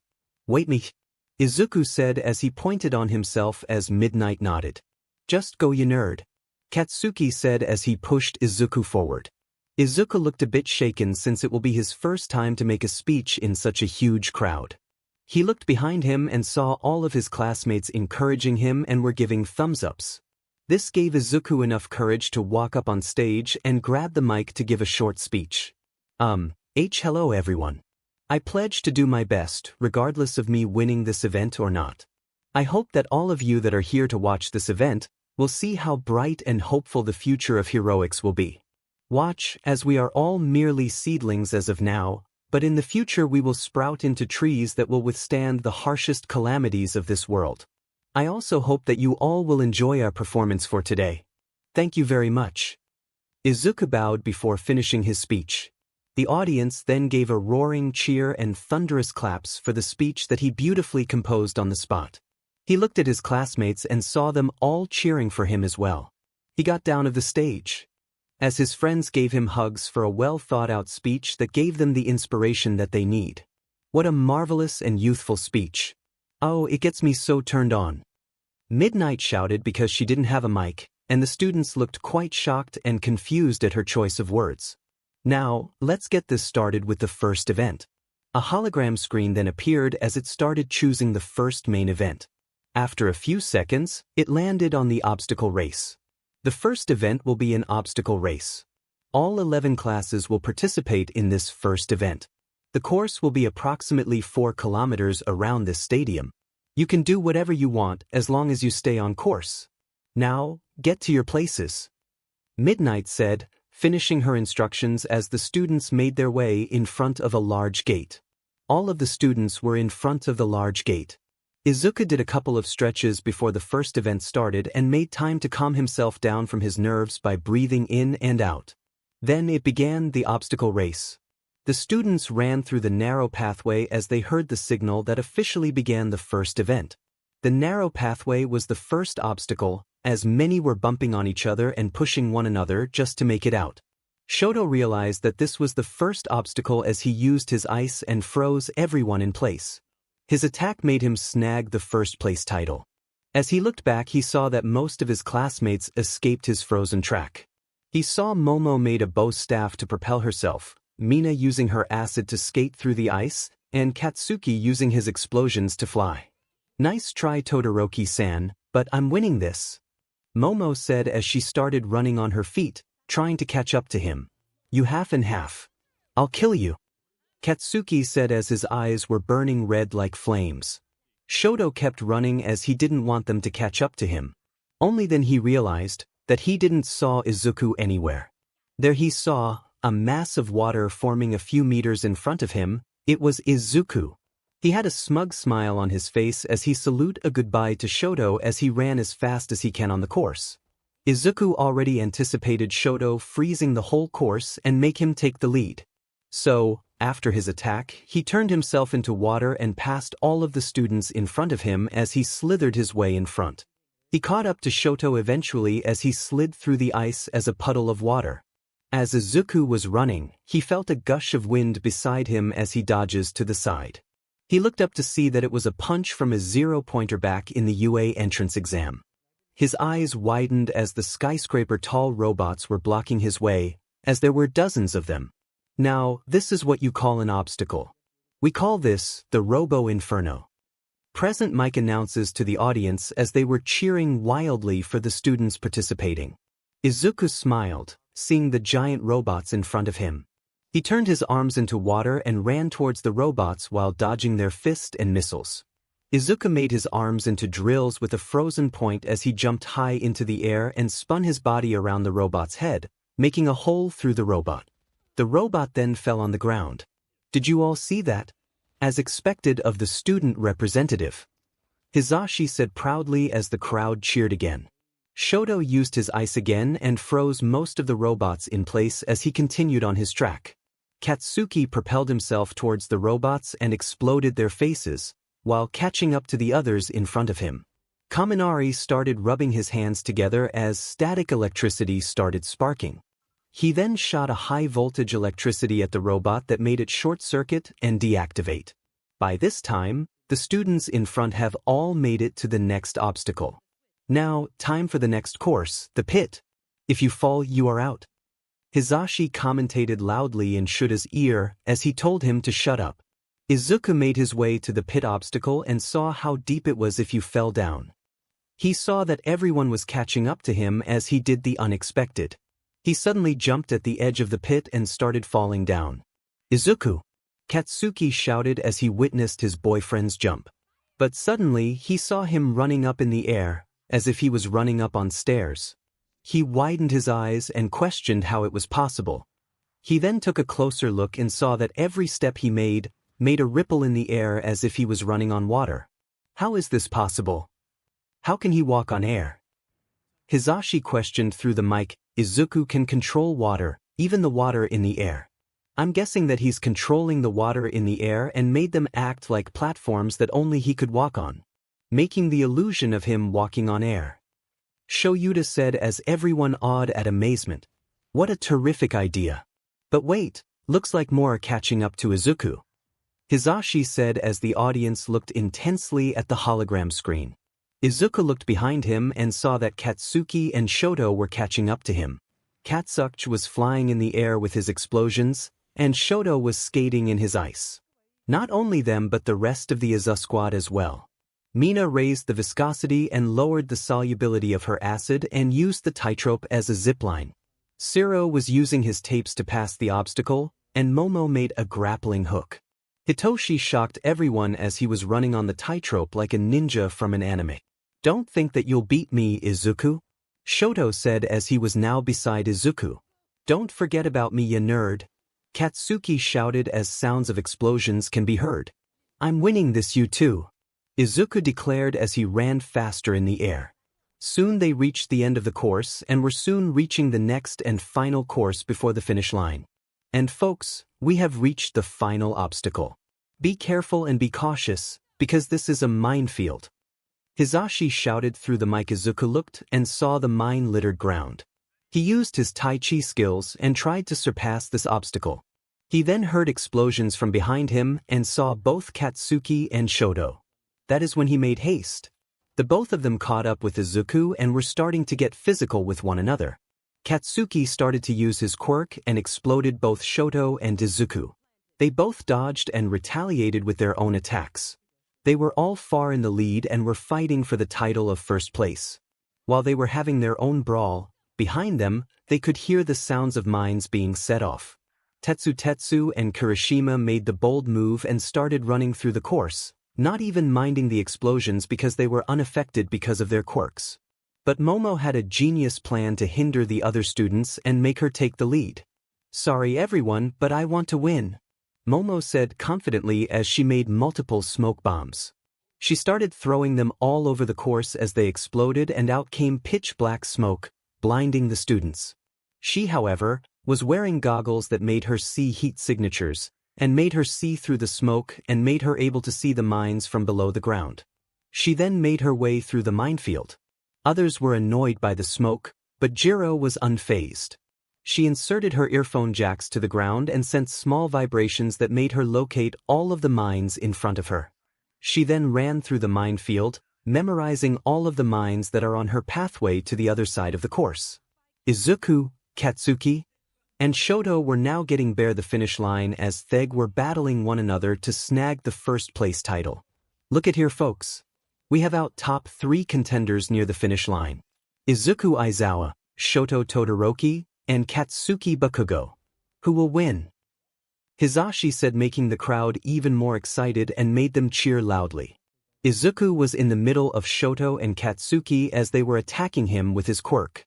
Knowing his weakness to heat and fire, Shoto used his flames to evaporate Izuku and Katsuki doing the same with his explosions. Izuku was struggling as he was starting to stagger behind the both of them. Izuku was now behind the other two, as Katsuki and Shoto were now focusing on one another. Little do they know that Izuku was far from giving up. Izuku gathered all of the water in the air and absorbed them in his body, regaining some of his moisture back. He then turned his arms into water claws and started stretching them towards the two in the lead. Katsuki and Shoto felt something grab them from behind and were suddenly thrown to the side walls of the tunnel. They felt a water splash on their bodies and quickly froze into ice as it trapped them to the walls. They looked to see that it was Izuku as he passed right by them. Katsuki immediately blew the ice off him and began to propel himself to Izuku with his explosions. Shoto melted the ice and started skating on his own ice using his right side. Izuku didn't look back as he was now using his water arms to increase his mobility, clawing the ground to reach the finish line.